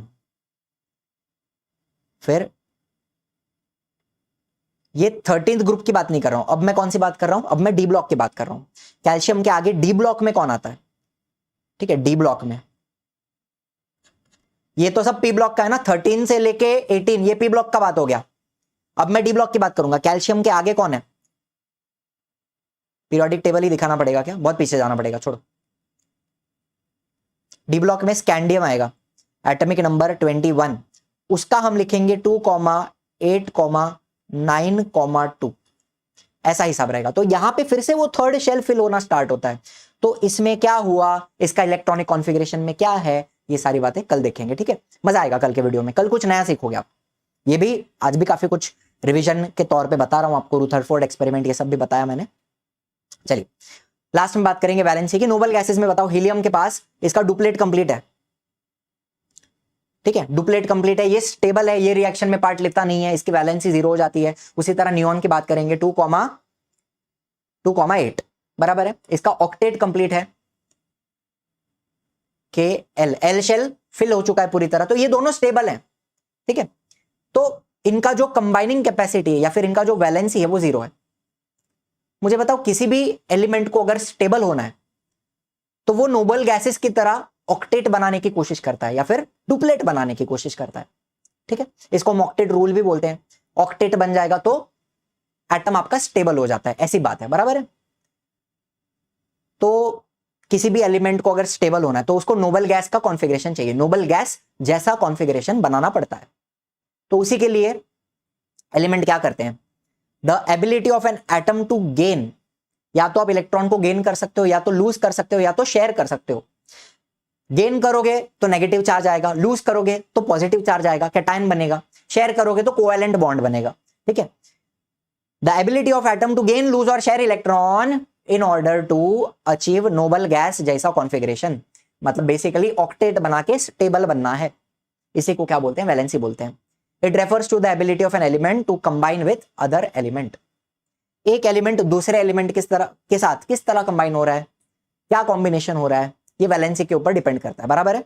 अब यहाँ पे सोडियम मुझे बताओ, इसको अगर स्टेबल होना है तो ये अपना ये एक इलेक्ट्रॉन इसको ये लूज कर सकता है, लूज करेगा तो ये सोडियम क्या हो जाएगा, प्लस चार्ज आ जाएगा, 2,8 हो जाएगा, है ना। एक इलेक्ट्रॉन लूज करेगा तो सोडियम का कैटायन बनेगा। उसी तरह मैग्नीशियम 2,8,2, इसको स्टेबल होना है, ऑक्टेट बनाना है, तो ये वाला इलेक्ट्रॉन लूज करना पड़ेगा, ये वाला इलेक्ट्रॉन लूज करना पड़ेगा, तो मैग्नीशियम के ऊपर 2 प्लस चार्ज आएगा, 2,8 हो जाएगा, ठीक है। इसी प्रकार से होती है वैलेंसी। तो मैग्नीशियम की वैलेंसी क्या है, 2 है, सोडियम की वैलेंसी क्या है, 1 है, ठीक है। Valency 1, valency 2। अब यहाँ पे 1 to 20 एलिमेंट्स की फटाफट हम वैलेंसी एक बार देख लेते हैं। हाइड्रोजन अगर इसको स्टेबल होना है तो ये एक इलेक्ट्रॉन को शेयर कर सकता है या फिर गेन भी कर सकता है, ठीक है। तो इसकी वैलेंसी बेसिकली हम 1 पकड़ते हैं। हाइड्रोजन इलेक्ट्रॉन को लूज भी कर सकता है, H+ भी बन सकता है, यहां पे लिख दूं H+ भी बन सकता है। हाइड्रोजन कैटायन, इसको आप क्या बोलोगे, हाइड्रोजन का कैटायन, या फिर आप उसको सिर्फ प्रोटॉन भी बोल सकते हो। बिकॉज मुझे बताओ, हाइड्रोजन का एक इलेक्ट्रॉन अगर चला जाए तो क्या बचता है, सिर्फ एक प्रोटॉन बचता है न्यूक्लियस के अंदर, और कुछ है ही नहीं, ठीक है। एंड हाइड्रोजन एक इलेक्ट्रॉन को गेन करके माइनस भी हो सकता है, तो उसको हम क्या बोलते हैं, हाइड्राइड एनायन। हाइड्राइड एनायन, इसको अच्छे से लिखूं, समझ में आए, हाइड्राइड का एनायन भी बन सकता है, ठीक। चलो और बात करता हूं थोड़ी आपसे। हीलियम वैलेंसी 0 है, डुप्लेट कंप्लीट है। लिथियम एक इलेक्ट्रॉन लूज कर सकता है तो वैलेंसी 1 है। बेरिलियम 2 इलेक्ट्रॉन लूज कर सकता है तो इसकी वैलेंसी 2 है। बोरॉन क्या करता है ना, 3 इलेक्ट्रॉन लूज नहीं करेगा, ये जो उसका 3 इलेक्ट्रॉन है वैलेंस शेल में, वो लूज नहीं करेगा, शेयर करता है। 3 इलेक्ट्रॉन निकालने के लिए बहुत एनर्जी लगती है, it is very difficult to remove 3 electrons from the shell. तो बोरॉन क्या करता है, शेयर करके कोवेलेंट बॉन्डिंग बनाता है, वैलेंसी 3 हो जाती है। कार्बन भी शेयर करेगा, वैलेंस इलेक्ट्रॉन को शेयर करेगा, कोवेलेंट बॉन्डिंग बनाएगा, वैलेंसी क्या हो जाती है, 4 हो जाती है। नाइट्रोजन 3 इलेक्ट्रॉन गेन कर सकता है, गेन भी कर सकता है, शेयर भी कर सकता है, तो वैलेंसी क्या हो जाती है, 3 हो जाती है। ऑक्सीजन 2 इलेक्ट्रॉन गेन कर सकता है, शेयर भी कर सकता है, वैलेंसी 2। फ्लोरीन 1 इलेक्ट्रॉन गेन कर सकता है, शेयर भी कर सकता है, कोवेलेंट बॉन्डिंग भी बताता है, वैलेंसी 1, नियॉन की 0। सोडियम 1 इलेक्ट्रॉन लूज कर देगा, वैलेंसी 1। मैग्नीशियम 2 इलेक्ट्रॉन लूज कर देगा, वैलेंसी 2। एल्यूमिनियम 3 लूज कर सकता है तो इसकी वैलेंसी 3 हो गई। अब बात ऐसी है ना कि एल्यूमिनियम के ये जो 3 इलेक्ट्रॉन है वो न्यूक्लियस से ज्यादा दूर है तो उनको निकालना आसान है। बोरॉन का 3 इलेक्ट्रॉन न्यूक्लियस के करीब है तो उसको निकालना मुश्किल है। एल्यूमिनियम का 3 इलेक्ट्रॉन निकाल सकते हैं, तो Al3+ कैटायन बनता है ना, Al3+। चलो सिलिकॉन का 4 इलेक्ट्रॉन निकालना मुश्किल है, तो अब ये शेयर करेगा, कोवेलेंट बॉन्डिंग दिखाता है silicon, valency 4। Phosphorus 3 electron gain कर सकता है, शेयर भी कर सकता है, वैलेंसी 3। सल्फर 6 इलेक्ट्रॉन लूज करेंगे नहीं, 2 इलेक्ट्रॉन गेन कर सकता है ऑक्टेट बनाने के लिए, या फिर शेयर भी कर सकता है, तो वैलेंसी 2। क्लोरीन की वैलेंसी 1, आर्गन की 0। पोटेशियम 1 इलेक्ट्रॉन लूज कर सकता है, वैलेंसी 1। कैल्शियम 2 इलेक्ट्रॉन लूज कर सकता है, वैलेंसी 2, ठीक है। 1 to 20 एलिमेंट्स की वैलेंसी आपको आनी चाहिए, इलेक्ट्रॉनिक कॉन्फ़िगरेशन आपको आना चाहिए, सिंबल्स आपको आने चाहिए, ये तो बहुत ही बेसिक है, ये 10th स्टैंडर्ड का बेसिक है, इसके आगे आपका 11th आएगा, ये तो बेसिक्स है, ठीक है। 10th तक ये हो चुका है, ठीक है। लास्ट यहां पे बात करूंगा, मुझे बताओ अगर इलेक्ट्रॉन को लूज किया जाए तो एटम के ऊपर पॉजिटिव चार्ज आता है, उसको हम कैटायन बोलते हैं। अगर इलेक्ट्रॉन को गेन किया जाए तो एटम के ऊपर नेगेटिव चार्ज आएगा, उसको हम एनायन बोलते हैं। तो ये कुछ एनायंस हैं, सोडियम का, potassium, silver, copper, magnesium, calcium, zinc, iron, copper, और यहां पे उनकी वैलेंसी भी दी हुई है, वैलेंसी 1 वाले, वैलेंसी 2 वाले, वैलेंसी 3 वाले, ठीक है। पॉलीएटमिक आयंस भी होते हैं। अब ये बताओ, ये मोनो एटमिक है, मोनो एटमिक, एक एटम का ion, Ag, Cu, Mg, Ca, Zn, Fe, mono atomic. ये भी hydrogen, hydride, Cl-, Br-, I-, O-, S-, S2-, तो ये मोनो एटमिक हो गए। वैसे ही पॉली एटमिक भी है जिसमें 2 से ज्यादा एटम्स है ना, NH4, OH-, NO3, HCO3, CO3, SO3, SO4, PO4। इतने आपको आने चाहिए, ये तो आपको आने ही चाहिए, ठीक है। इसको लर्न करने का तरीका, एक तो आप वैलेंसी आरती गा सकते हो, आरती आपको दी हुई है, ठीक है। एंड दूसरा, मैंने फ्लैश कार्ड्स भी बनाए इसके, तो ये फ्लैश कार्ड्स आपको यहाँ पे दिखा देता हूँ, ठीक है। देखो ऑक्साइड का ये आपको कहाँ मिलेगा, लिंक इन द डिस्क्रिप्शन, ठीक है, इसकी लिंक आपको मिल जाएगी। आपको पूरा पीरियोडिक टेबल भी याद करना है, S block, P block, D block पूरा, तो उसकी भी मैंने एक ट्रिक दी हुई है, उसका भी वीडियो का लिंक आपको डिस्क्रिप्शन में दे देता हूं, ठीक है। तो वैलेंसी कैसे याद करते हो, लर्न करना पड़ता है थोड़ा। ऑक्साइड क्या है, 2 माइनस, O 2 माइनस होता है और उसकी वैलेंसी कितनी होती है, 2 होती है, ठीक है। सल्फाइट SO3 2 माइनस, तो उसकी वैलेंसी क्या होगी, 2 होगी। फिर ये थोड़ा लर्न किया हुआ है, ये लोड नहीं हुआ। अच्छा, क्लोराइड Cl माइनस, वैलेंसी 1 रहेगी, ठीक। Valency will always be a positive number, valency कभी माइनस में नहीं होती। चार्ज माइनस में हो सकता है, Cl माइनस हो सकता है, हाइड्रोक्साइड माइनस हो सकता है, लेकिन valency will be always be positive. 1 रहे, 0 रहे, 2 रहे, 0 वैलेंसी हो सकती है हीलियम की, नियॉन की, लेकिन बाकी नेगेटिव वैलेंसी नहीं होती। चार्ज नेगेटिव हो सकता है, हाइड्रोक्साइड -1 चार्ज है, वैलेंसी 1 है। Nitrate NO3 minus, charge minus है एंड वैलेंसी 1 है। एल्यूमिनियम 3+, तो वैलेंसी क्या है, 3 है। मैग्नीशियम 2+, वैलेंसी क्या है, 2 है। Nitride N3 minus, valency 3। Phosphate PO4 3 minus, valency 3। Calcium Ca2+, valency 2।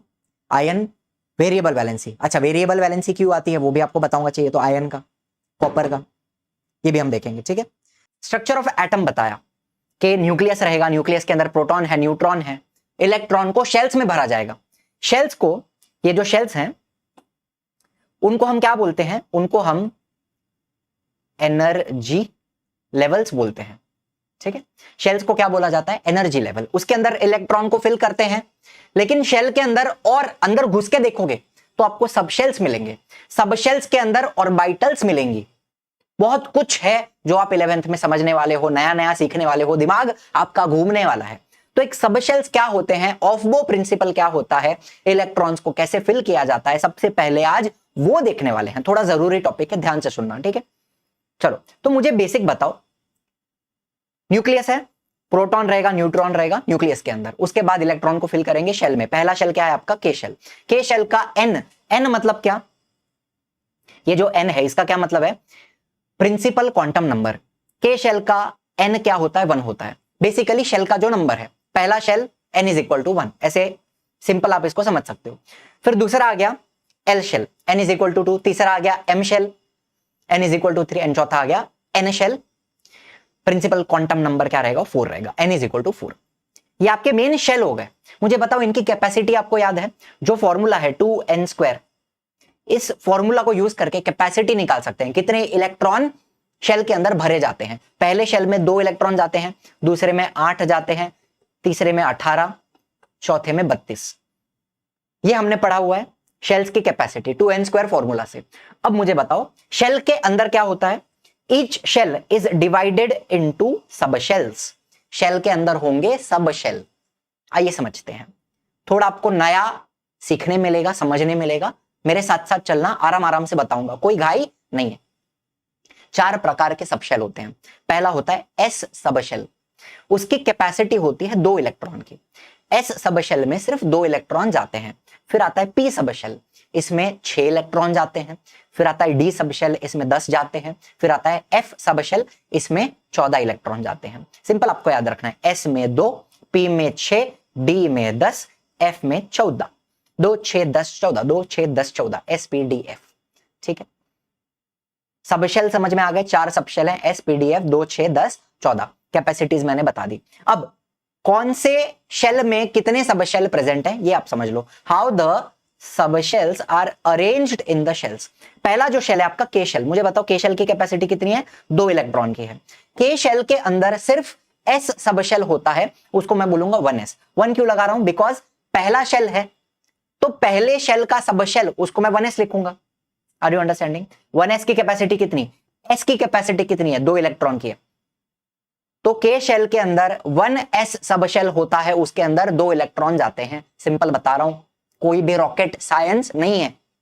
फिर एल शेल कैपेसिटी कितनी है, 8 इलेक्ट्रॉन की है, ठीक है। इसमें 2 सबशेल आएंगे, 2s 2p। 2 क्यों लगाया, सेकेंड शेल का सबशेल है इसलिए 2 लगा रहा हूं।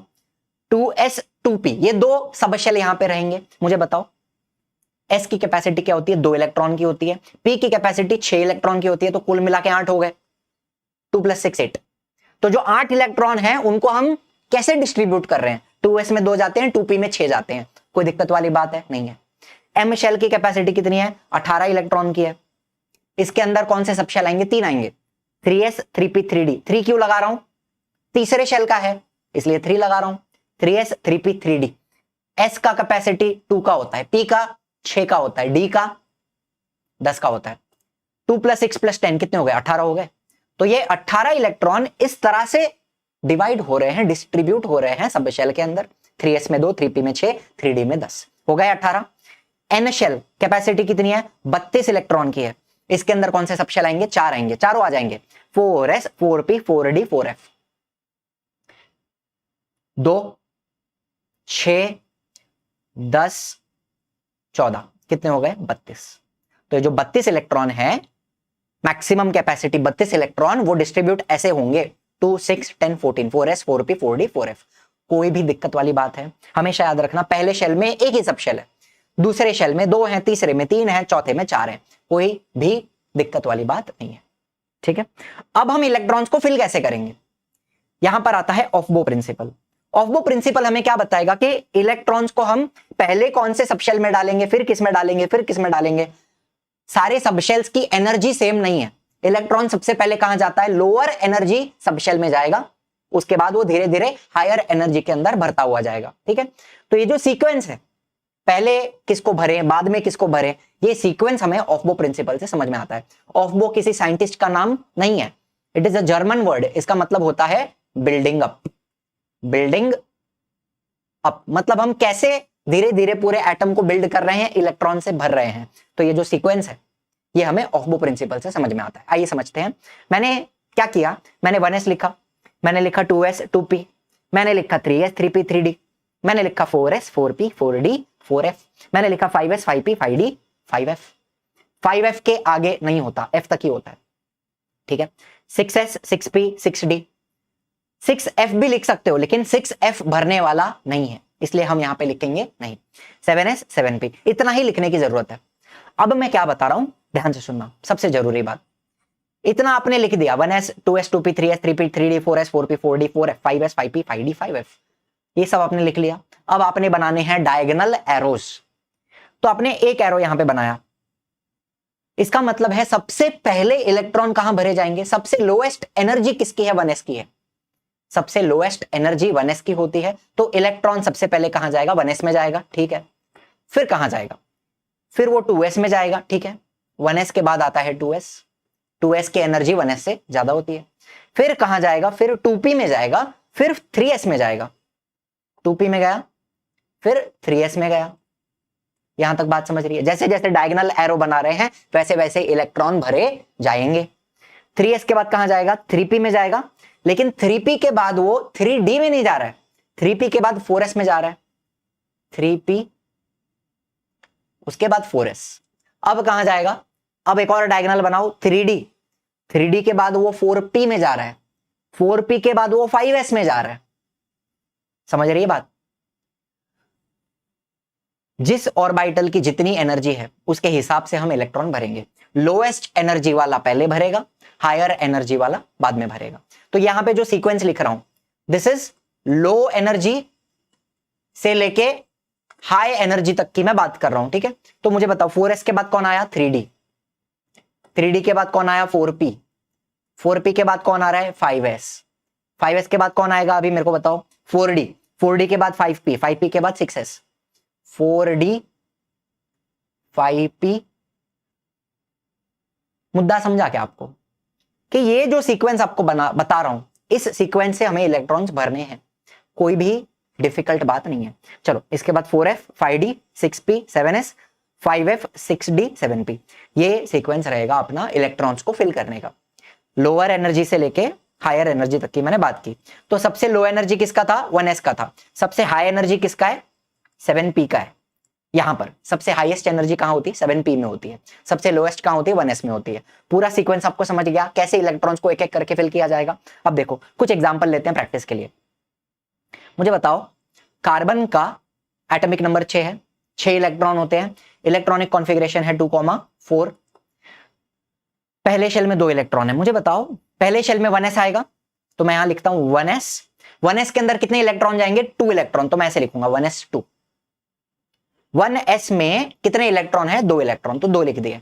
अच्छा, फिर मुझे बताओ एल शेल में 4 इलेक्ट्रॉन है, तो मैं क्या लिखूंगा? मैं लिखूंगा 2s। 2s के अंदर कितने जाते हैं? 2 जाते हैं ना। s की कैपेसिटी 2 की होती है, 1s2 2s2। अब मुझे बताओ 2p। 2p में कितने जाएंगे? अभी कितने बचे? 2 ही बचे ना। 2p की कैपेसिटी 6 की होती है, लेकिन यहां पर अपने पास बचे कितने? 2 ही बचे ना। अरे एक बात बताओ, देखो सिंपल बात बताओ, कितना इलेक्ट्रॉन है? 6 इलेक्ट्रॉन है ना, 6 इलेक्ट्रॉन। 2 2 2 6 हो गया ना। तो ये हो गया कार्बन का electronic configuration, 1s2 2s2 2p2, बस इतना ही है। कोई दिक्कत है? चलो मुझे बताओ सोडियम का क्या होएगा? 2,8,1 ऐसा है ना, KLM 2,8,1। तो 1s में कितना गया? 2 गया। फिर अभी एल शेल की बात करूं, सेकेंड शेल,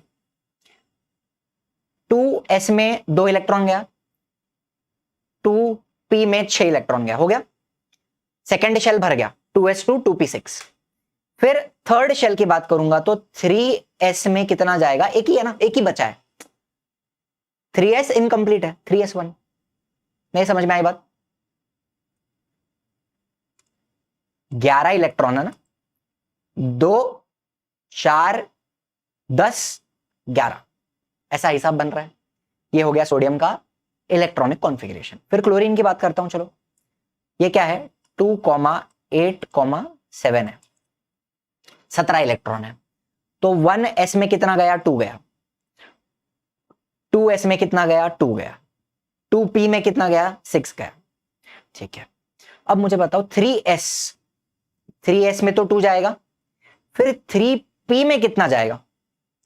3p की कैपेसिटी कितनी होती है? 6 की होती है, लेकिन यहां पे एक इलेक्ट्रॉन कम है, तो यहां पे 3p 5 हो जाएगा। ये मुझे बताओ 17 हो गए इलेक्ट्रॉन, काउंट कर लो चाहिए तो। कितने थे टोटल? 17 इलेक्ट्रॉन थे। 2 4 10 12 17 हो गया। तो ये हो गया क्लोरीन का इलेक्ट्रॉनिक कॉन्फ़िगरेशन। फिर स्कैंडियम की बात करेंगे, चलो अभी मजा आएगा, थोड़ा अलग अलग बताता हूं। स्कैंडियम का सिंपल इलेक्ट्रॉनिक कॉन्फ़िगरेशन अगर मैं लिखूं तो वो कैसा रहेगा?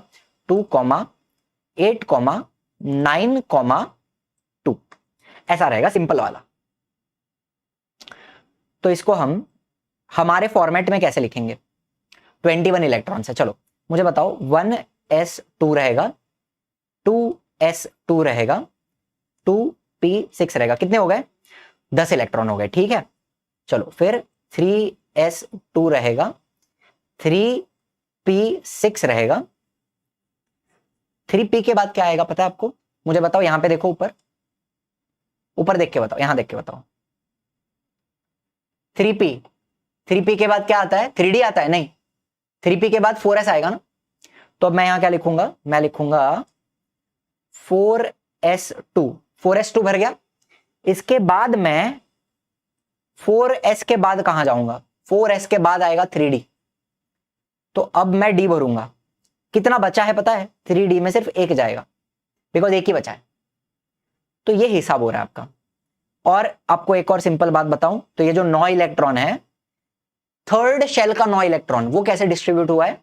3s में 2 गया है, 3p में 6 गया है, और 3d में 1 गया है, तब जाके 9 इलेक्ट्रॉन हुआ है इस तरह से। लेकिन पहले 4s2 भरता है, बाद में 3d1 भरेगा। ये बात आपने याद रखनी है। तो ये सीक्वेंस आपको फॉलो करना है, ऑफ बो प्रिंसिपल फॉलो करना है इलेक्ट्रॉन्स को भरते वक्त। अब यहां पर आपका होमवर्क क्या रहेगा? आपका होमवर्क क्या रहेगा? 1 से लेके 20 एलिमेंट, 1 से लेके 20 एलिमेंट्स की इलेक्ट्रॉनिक कॉन्फ़िगरेशन आप इस फॉर्म में लिखोगे, सब शेल्स के फॉर्म में, 1s 2s 3s। 1 to 20 कहां से लेके? हाइड्रोजन से लेके कैल्शियम तक की बात कर रहा हूं। उसमें मैंने आपको कार्बन सोडियम क्लोरीन बताया, बाकी आपने लिखना है। थोड़ा अपना दिमाग लगाओ, एक पेज लो, नोटबुक लो, पेपर लो, पेन लो, जो भी है लिखो, मजा आएगा, फील आएगा आपको, थोड़ा नया सीखोगे आप। ठीक है, ये आपका होमवर्क रहेगा। 1 to 20 एलिमेंट्स का सब शेल्स के हिसाब से ऑफ बो प्रिंसिपल यूज करके बनाओ। ओके, चलो फिर हमारा जो बैच है बहुत ही जल्द रेगुलर लेक्चर स्टार्ट होने वाले हैं। उड़ान 3.0 बैच में MHTCT की भी प्रिपरेशन कराई जाएगी।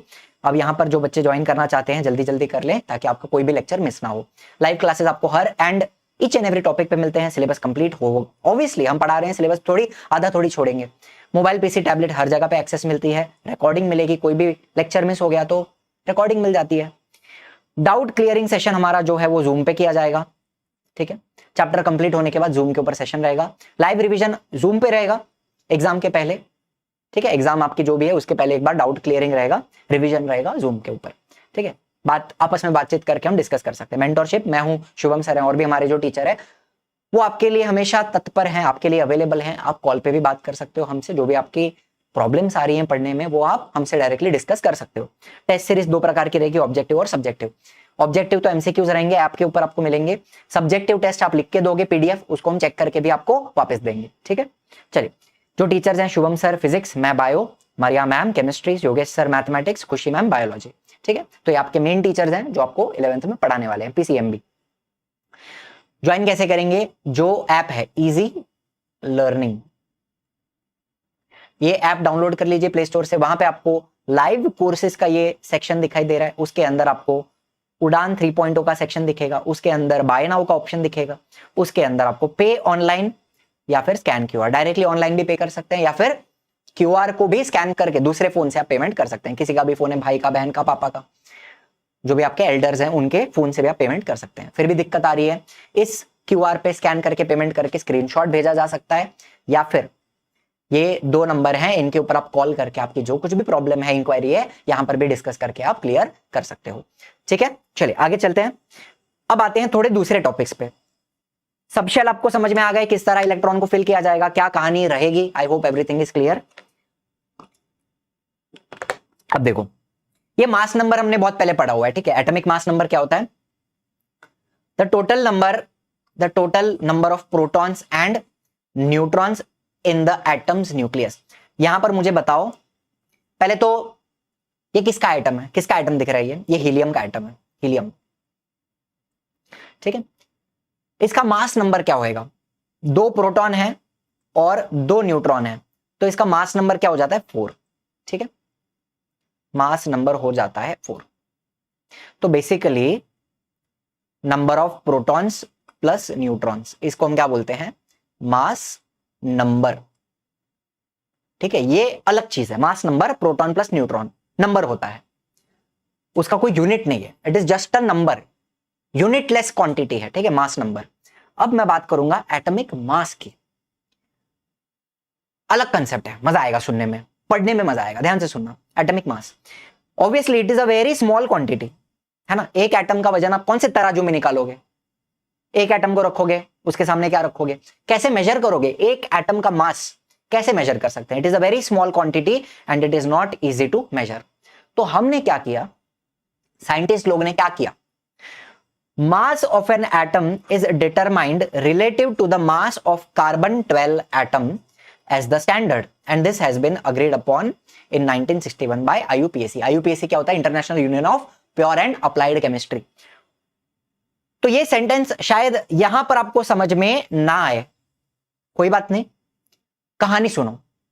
मैं फ्रूट लेने गया, ठीक है, एक बार कहानी सुनो, बड़ी मजेदार कहानी। फ्रूट लेने गया, लेकिन उसके पास वजन काटा, तराजू था, लेकिन उसके पास वो वजन नहीं था। 1 किलो, 1.5 किलो, 1.5 किलो का नहीं आता है, 100 ग्राम का आता है, 50 ग्राम का आता है, 500 ग्राम का आता है, 1 किलो, 2 किलो, है ना। ऐसे छोटे छोटे वजन होते हैं, वेट्स होते हैं, वो उसके पास नहीं थे, ठीक है।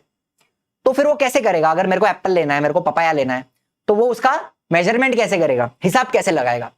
बराबर है, वजन नहीं था उसके पास। तो उसने एक तरबूज लिया, तरबूज को बोला कि ये जो तरबूज है इसके अंदर 12 फ्रूट मास यूनिट है। ये जो एक तरबूज है इसको उसने बोला 12 फ्रूट मास यूनिट, ऐसा फिक्स कर दिया, 12 fruit mass unit. Fruit mass unit को मैं FMU लिख सकता हूं, हाँ लिख सकता हूं शॉर्ट में, 12 FMU। तो हमने क्या किया, तरबूज के 12 टुकड़े किए एंड उसका एक टुकड़ा 1 FMU के बराबर होगा। पूरा तरबूज 12 था तो एक टुकड़ा क्या रहेगा, 1 FMU। चलो बहुत बढ़िया। एक FMU डिफाइन हो गया कि what is 1 FMU? It is 1/12 of the watermelon, 1/12 of the watermelon, ये इसकी डेफिनेशन हो गई, बराबर है। 1 FMU समझ में आ गया। अब देखो, अब मैंने मान लो 1 FMU की प्राइस कितनी है? 10 रुपया, 10 रुपए का प्राइस है 1 FMU का।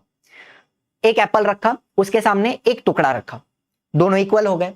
तो एप्पल का जो मास था वो मैंने रिलेट किया किसके साथ? तरबूज के टुकड़े के साथ। इसको मैंने क्या बोला? Relative mass.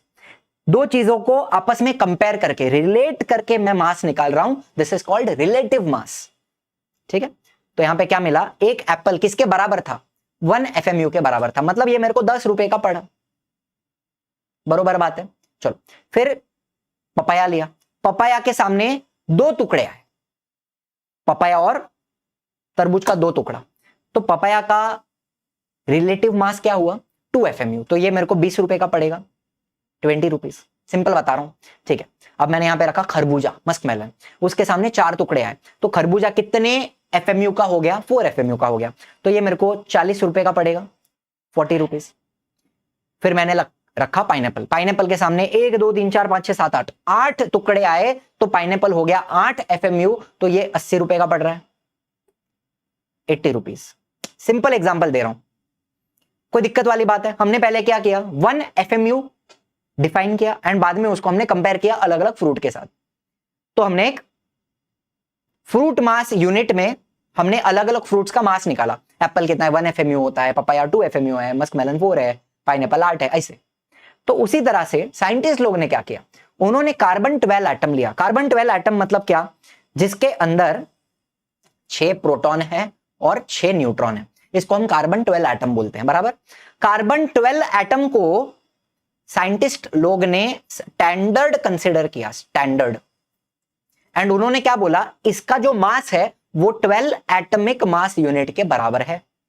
Carbon 12, 6 proton 6 neutron, उसका जो मास है वो कितना है? 12 एटमिक मास यूनिट के बराबर है, ऐसा बोल दिया स्टैंडर्ड कंसिडर करके, ठीक है, फिक्स किया। C12 का जो मास है वो फिक्स हो गया, 12 एटमिक मास यूनिट, इसको आप AMU बोल सकते हो, बराबर है। तो मुझे बताओ, इस कार्बन के अगर मैं 12 टुकड़े करूं, उसी एक कार्बन एटम के 12 टुकड़े किए मैंने, तो वो जो एक टुकड़ा है वो क्या है? 1 AMU के बराबर है। बात सिंपल है, जस्ट लाइक अ वाटरमेलन, वाटरमेलन के 12 टुकड़े किए, कार्बन के एटम के भी 12 टुकड़े किए, एक टुकड़ा 1 AMU के बराबर है। तो मुझे बताओ, how is 1 AMU defined? 1 AMU मतलब क्या? 1/12 of carbon 12 atom. Carbon 12 atom का 1/12 पार्ट, ऐसा लिख सकता हूं,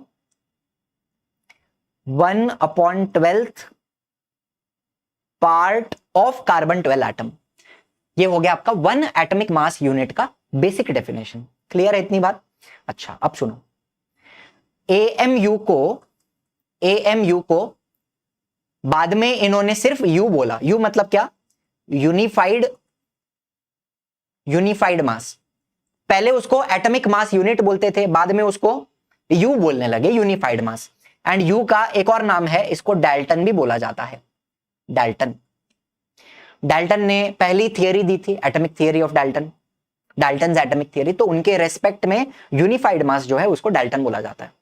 कोई फर्क नहीं है, सिंपल बताता हूं, AMU is nothing but U is nothing but Dalton, सारी चीजें सेम है। बात क्लियर है? ये लोग को बस नया नया कुछ तो लाने का रहता है ना, तो नाम वाम चेंज कर देते हैं कंफ्यूज करने के लिए, बाकी कुछ नहीं, सेम चीज है, ठीक है। तो पहले उसको एटमिक मास यूनिट बोलते थे, बाद में उसको यूनिफाइड मास बोलने लगे, एंड उसको एक और नाम दे दिया डाल्टन। चलो, तो ये आपका 1 डाल्टन आपको यहां पे दिखाई दे रहा है, एक टुकड़ा 1 डाल्टन है। चलो, तो अब मैंने हाइड्रोजन लिया, हाइड्रोजन का एटम लिया, तो किसके बराबर था हाइड्रोजन का एटम? 1 डाल्टन के बराबर था, इस तरह से। तो हाइड्रोजन का रिलेटिव एटमिक मास कितना आया? 1 डाल्टन, ठीक है। फिर मतलब हाइड्रोजन किसके बराबर है? 1/12 ऑफ C12 एटम के बराबर है। एक हाइड्रोजन का एटम 1/12 ऑफ कार्बन 12 एटम के बराबर है। ये आपको समझ में आई बात? रिलेटिव एटमिक मास निकाल रहे हैं, क्या निकाल रहे हैं? Relative atomic mass. चलो फिर मैंने यहां पे हीलियम लिया। हीलियम किसके बराबर था? 4 एटॉमिक मास यूनिट या फिर 4 डाल्टन के बराबर है। फिर मैंने क्या लिया? फिर मैंने ले लिया लिथियम। लिथियम कितने टुकड़े आ गए? 1 2 3 4 5 6 7, तो लिथियम 7 डाल्टन के बराबर हो गया। फिर नाइट्रोजन को देख रहे हैं तो नाइट्रोजन कितने हो गए बाबा? बहुत सारे हो गए ना, 14। नाइट्रोजन 14U, 14 डाल्टन के बराबर है। यहां तक बात समझ में आई आपको? तो इसे क्या कहते हैं? रिलेटिव एटॉमिक मास कहते हैं। चलिए, कंसेप्ट क्लियर है? अब यहां पे मैं आपको आइसोटोप, ये भी हमने पहले पढ़ा हुआ है। The number of atoms of some elements have been identified. A number of atoms of some elements have been identified which have the same atomic number but different mass number. Atomic number same रहता है, mass number अलग होता है। मतलब hydrogen के 3 isotope हैं। आपको देखो यहां पे दिख रहा है, एक होता है प्रोटियम, उसके अंदर सिर्फ एक प्रोटॉन है, 1 प्रोटॉन, तो उसका एटॉमिक मास भी कितना हो गया? 1 हो गया, सिंपल। फिर एक होता है ड्यूटेरियम।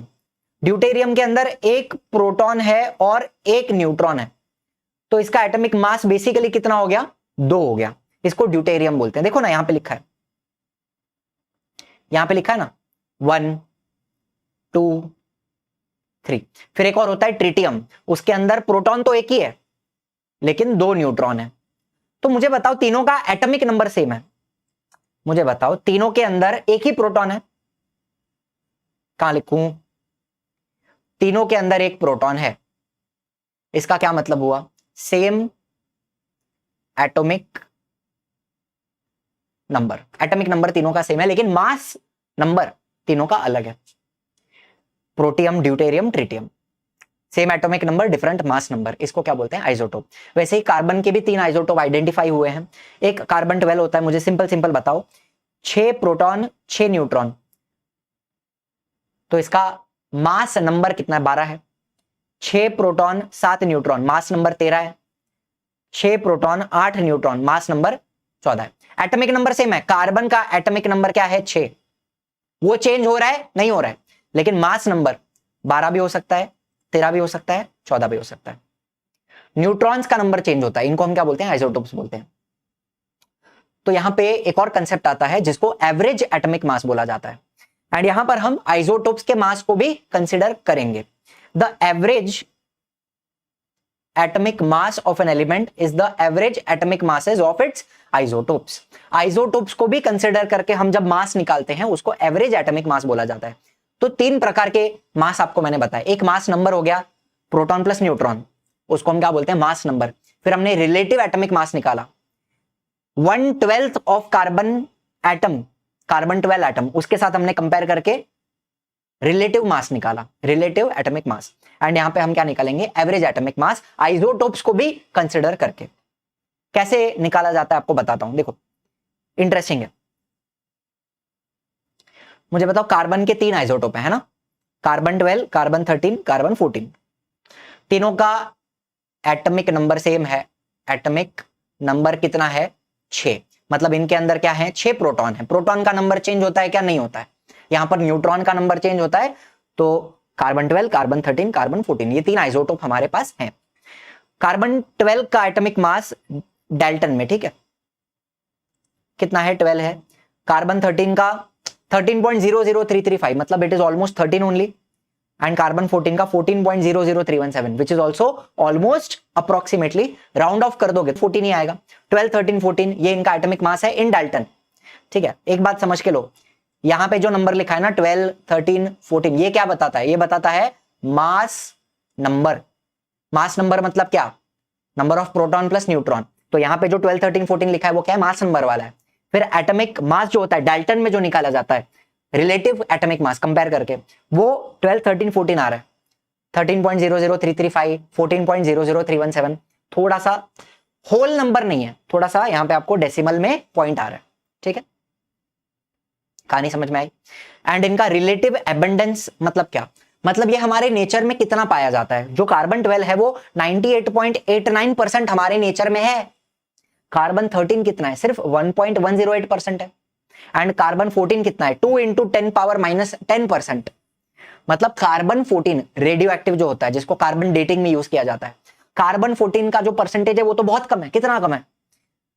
0 के बाद डेसिमल, डेसिमल के बाद 10 डिजिट आएंगे। 10 टू द पावर -10 है ना, 10 टू द पावर -10, तो डेसिमल के बाद 10 डिजिट, 1 2 3 4 5 6 7 8 9, फिर 2 लिखोगे यहां परसेंट। इतना परसेंट कार्बन 14 आपके नेचर में नेचुरली प्रेजेंट है। तो इनका एबेंडेंस मतलब क्या? कितना अवेलेबल है आपके नेचर में, इसको क्या बोलते हैं? एबेंडेंस। ठीक है, तो इन तीनों के मास को कंसीडर करके, तीनों के एबेंडेंस को कंसीडर करके हम एवरेज एटॉमिक मास निकालते हैं कार्बन का। कैसे निकालते हैं आइए समझते हैं। तो सबसे पहले कार्बन 12 की बात करूं, उसका एटॉमिक मास कितना है? 12 डाल्टन। ठीक है, 12U इनटू उसका जो एबेंडेंस है 98.892%। परसेंटेज है ना, परसेंटेज कैसे होता है? 98.892 अपॉन 100। परसेंटेज को आप ऐसे लिखोगे, तो 12U इंटू 98.892 अपॉन 100, ये कार्बन 12 का हो गया। प्लस ऐड करेंगे कार्बन 13 का कितना है बताओ? 13.00335, 13.00335 डाल्टन इनटू उसका जो एबेंडेंस है 1.108 अपॉन 100, परसेंटेज में है ना, तो अपॉन 100 लिखा है। Plus carbon 14.00317 into 2 into 10 to the power -10 upon 100। इसका जब आप कैलकुलेशन निकालोगे तब आपको मिल जाएगा average atomic mass of carbon. ठीक है, तो यहां पे हम तीनों आइसोटोप को कंसीडर करके हिसाब निकालेंगे। इसको थोड़ा और सिंप्लीफाई करना है तो आप ऐसे लिख सकते हो 12 इंटू 98.892, इसको ब्रैकेट में डाल दो सिंप्लीफिकेशन के लिए, प्लस 13 लिखूंगा, ठीक है, राउंड ऑफ कर दूंगा, into 1.108 plus 14 into 2 into 10 power -10 upon 100। ऐसे भी लिख सकता हूं मैं, वो जो अपॉन 100 है वो मैंने कॉमन ले लिया। ठीक है, कॉमन टर्म ले लिया एक। तो इसका जब आप आंसर निकालोगे आपको मिलेगा कार्बन का एवरेज एटॉमिक मास आइसोटोप्स को कंसीडर करके। ठीक है, इन तीनों का ये क्या है? ये रिलेटिव एटॉमिक मास है, रिलेटिव एटॉमिक मास। कार्बन 12 का 12 है, कार्बन 13 का 13.00335 है, कार्बन 14 का 14.00317 है। एंड तीनों के रिलेटिव एटॉमिक मास को कंसीडर करके हम क्या निकाल रहे हैं? एवरेज निकाल रहे हैं। Are you understanding? तो जितने भी एलिमेंट्स हैं जिनके आइसोटोप्स हैं उनके लिए हमें ये करना पड़ता है, एवरेज निकालना पड़ता है आइसोटोप्स को कंसीडर करके। Is this very clear? ठीक है, तो इसका आंसर कितना आ गया आपको? 12.011 डाल्टन कार्बन का हो गया। तो पीरियोडिक टेबल जब आप देखते हो ना, पीरियोडिक टेबल, उसमें ये वैल्यू दी होती है। पीरियोडिक टेबल में जहां पे एटॉमिक मास लिखा होता है ना, वो ये एवरेज एटॉमिक मास होता है आइसोटोप्स के मास को कंसीडर करके, उनके अबंडेंस को कंसीडर करके। ठीक है, चलो एक और एग्जांपल क्लोरीन का देता हूं आपको।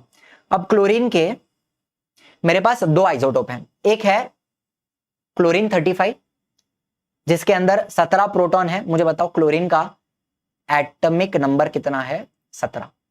मतलब इसके अंदर 17 प्रोटॉन है, प्रोटॉन का नंबर चेंज होता नहीं है।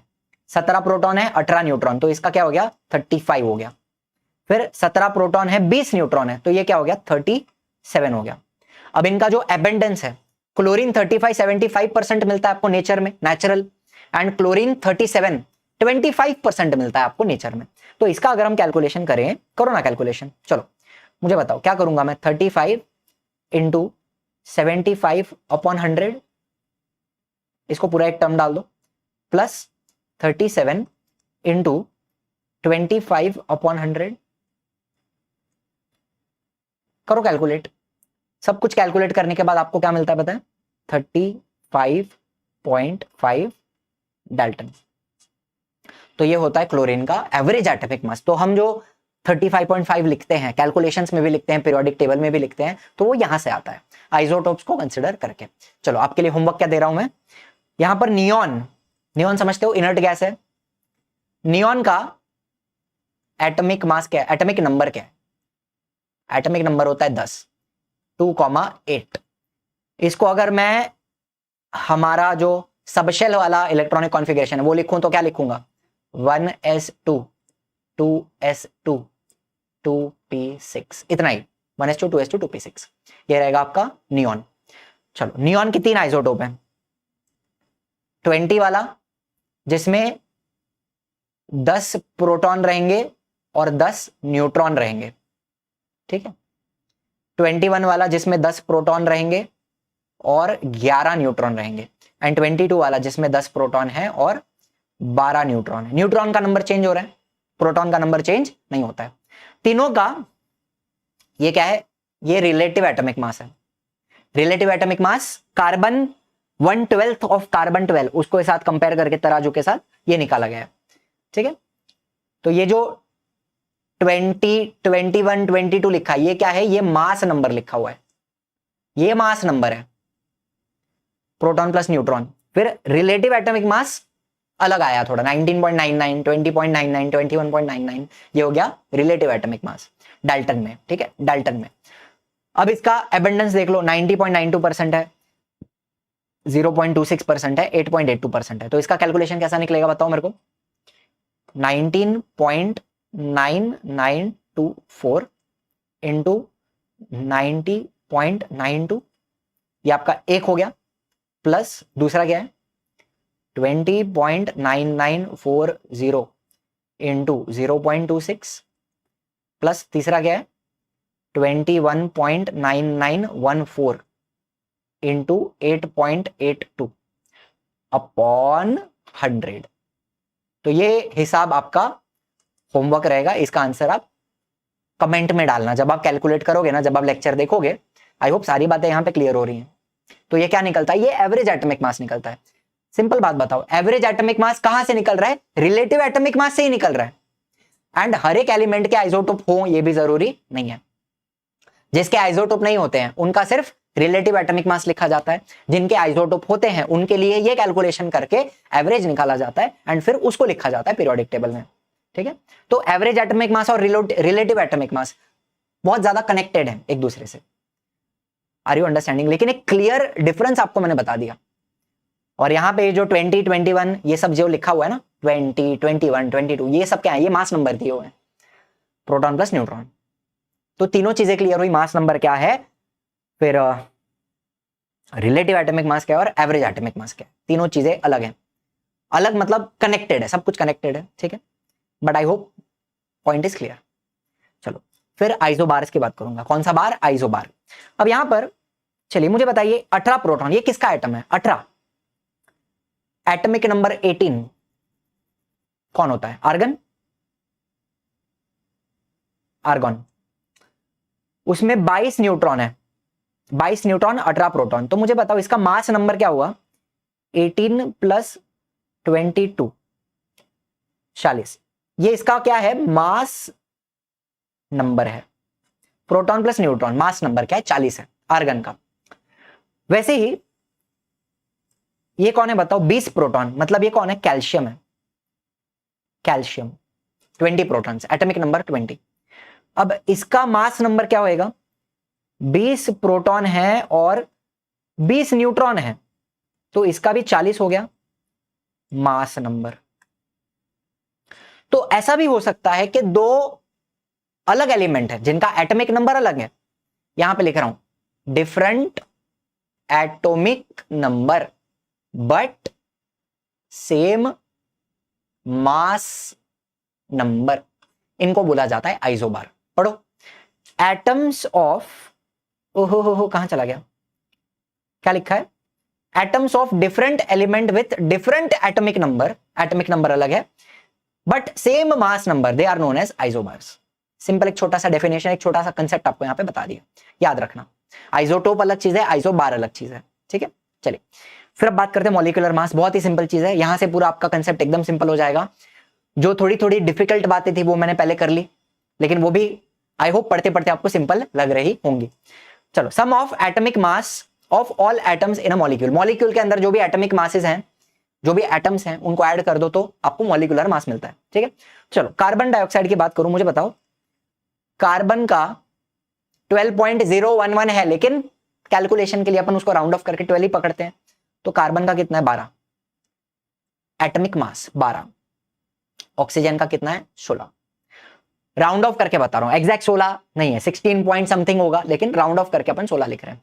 तो CO2 का मॉलिक्यूलर मास क्या निकलेगा मुझे बताओ, 12 प्लस O2 है ना, तो 16 इंटू 2 करूंगा मैं, तो 12 प्लस 32 इज इक्वल टू कितना हो गया, 44 डाल्टन। ठीक है, समझ रहे हो ना, 44 डाल्टन।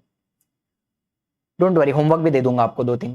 हाइड्रोजन का क्या है बाबा, हाइड्रोजन का 1 है, ऑक्सीजन का कितना है 16 है, तो H2O का क्या बनता है 1 इंटू 2 प्लस 16, 2 प्लस 16 18, 18 क्या डाल्टन। ठीक है,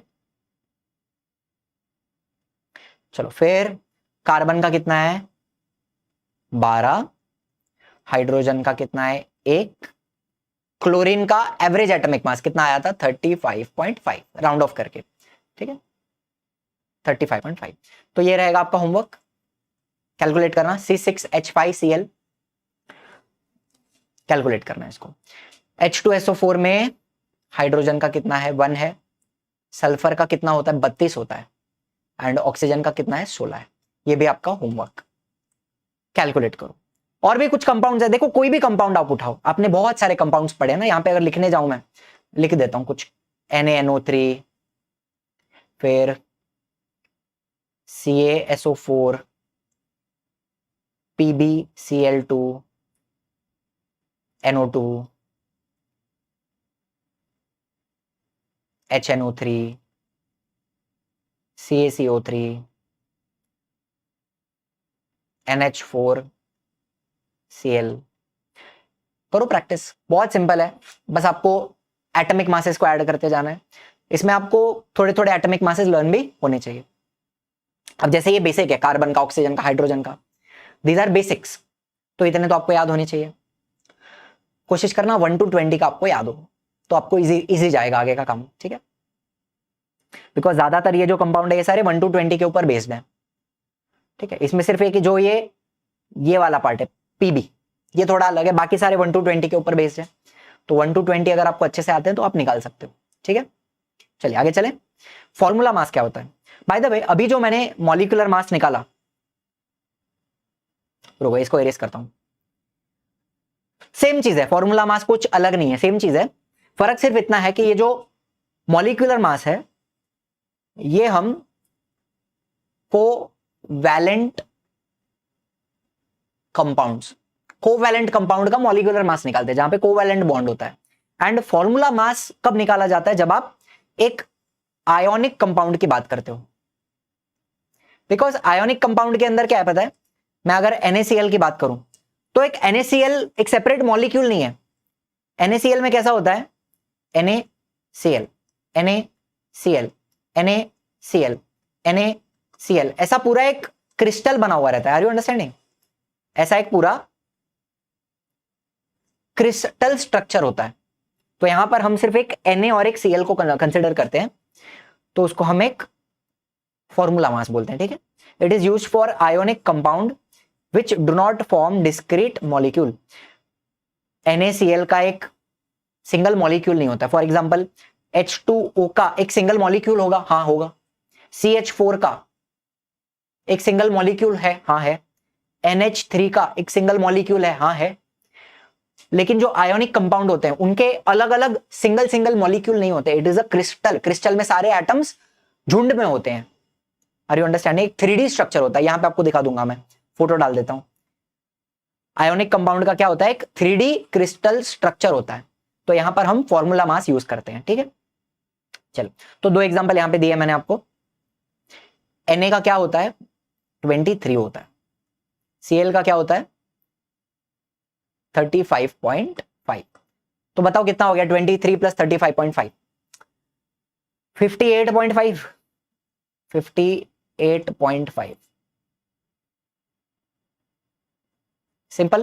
कैल्शियम का कितना रहेगा 40, सल्फर का 32, ऑक्सीजन का 16। करना है तो कर लेते हैं, 40 प्लस 32 प्लस 16 इंटू 4, 4 ऑक्सीजन है तो कितना हो गया, एक तो यहां बन गया 72 प्लस 16 इंटू 4 64, तो 136 यू, ठीक है। ऐसे और भी एग्जांपल सब ले सकते हो, फर्क सिर्फ इतना है, बाकी कुछ डिफरेंस नहीं है। लेकिन मॉलिक्यूलर मास आप कोवैलेंट कंपाउंड का बोलते हो, फॉर्मूला मास आप आयोनिक कंपाउंड के लिए बोलते हो, ठीक है।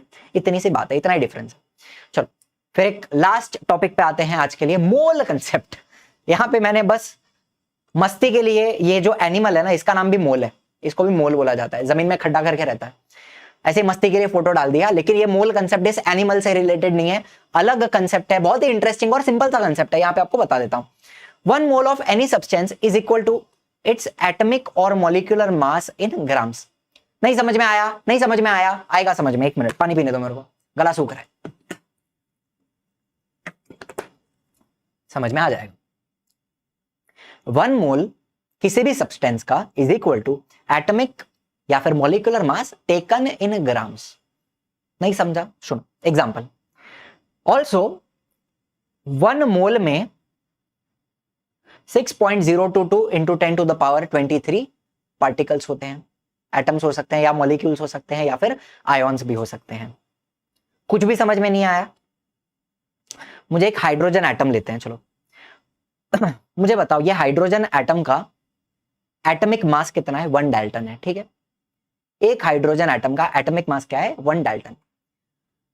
तो इसका 1 मोल कितना रहेगा? हाइड्रोजन का एटम का 1 मोल कितना रहेगा? 1 ग्राम। मतलब क्या? ये जो एटॉमिक मास था उसको मैंने ग्राम्स में लिया, उसको मैंने क्या किया? ग्राम में लिया। Atomic mass was 1 Dalton.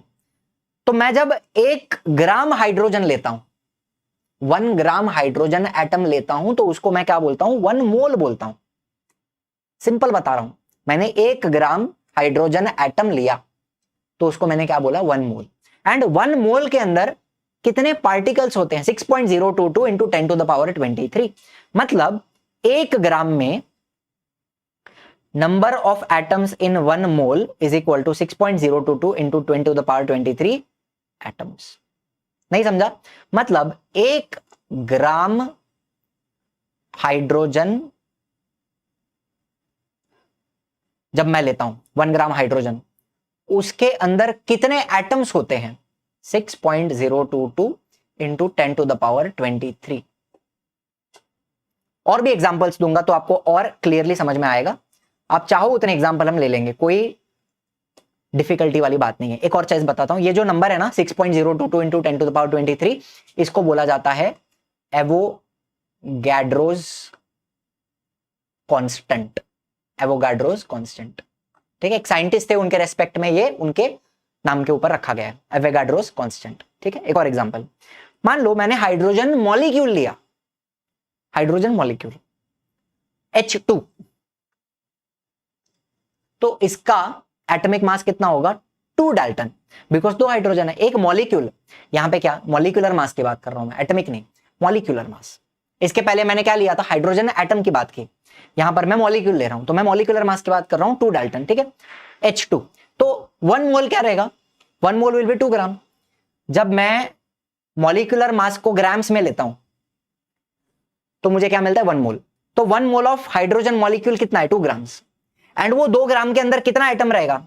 Sorry, कितना मॉलिक्यूल रहेगा? How many molecules?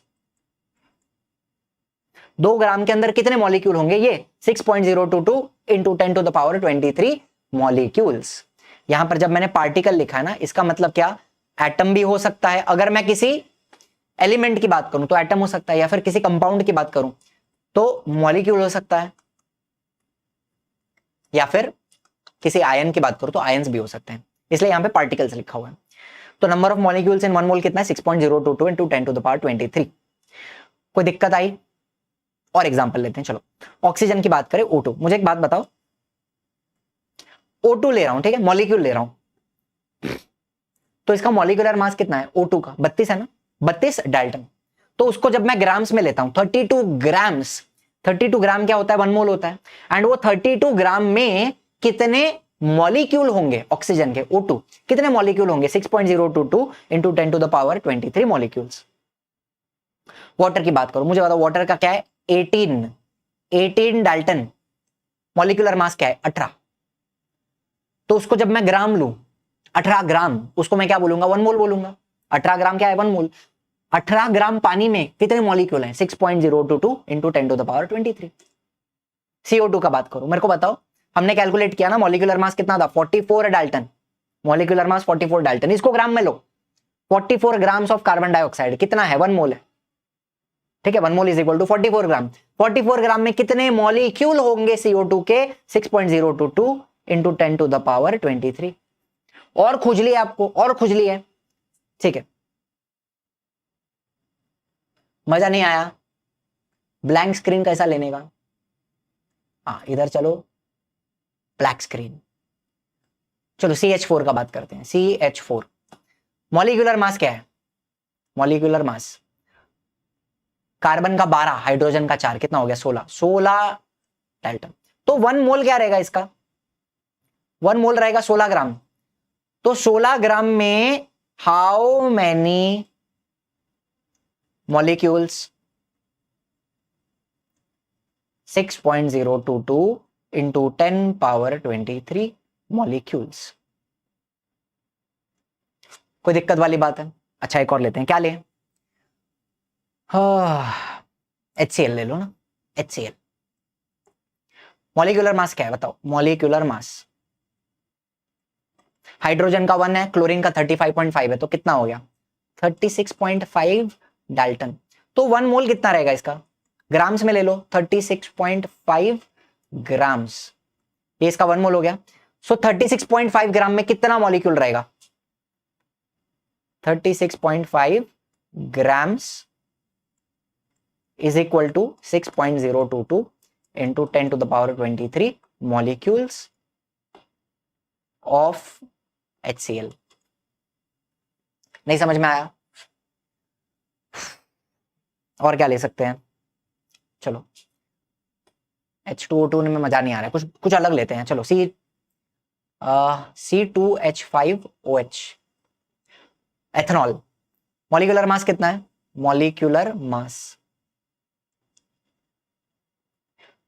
कार्बन का 24 प्लस, कैलकुलेट ही करते हैं ना, 12 इंटू 2 प्लस 5 हाइड्रोजन है तो 5 लिख दूं, 5 इंटू 1 ठीक है, प्लस ऑक्सीजन का 16 प्लस हाइड्रोजन का 1, ठीक है, तो 24 प्लस 5 प्लस 16 प्लस 1 कितना हो गया 29 प्लस 1 30,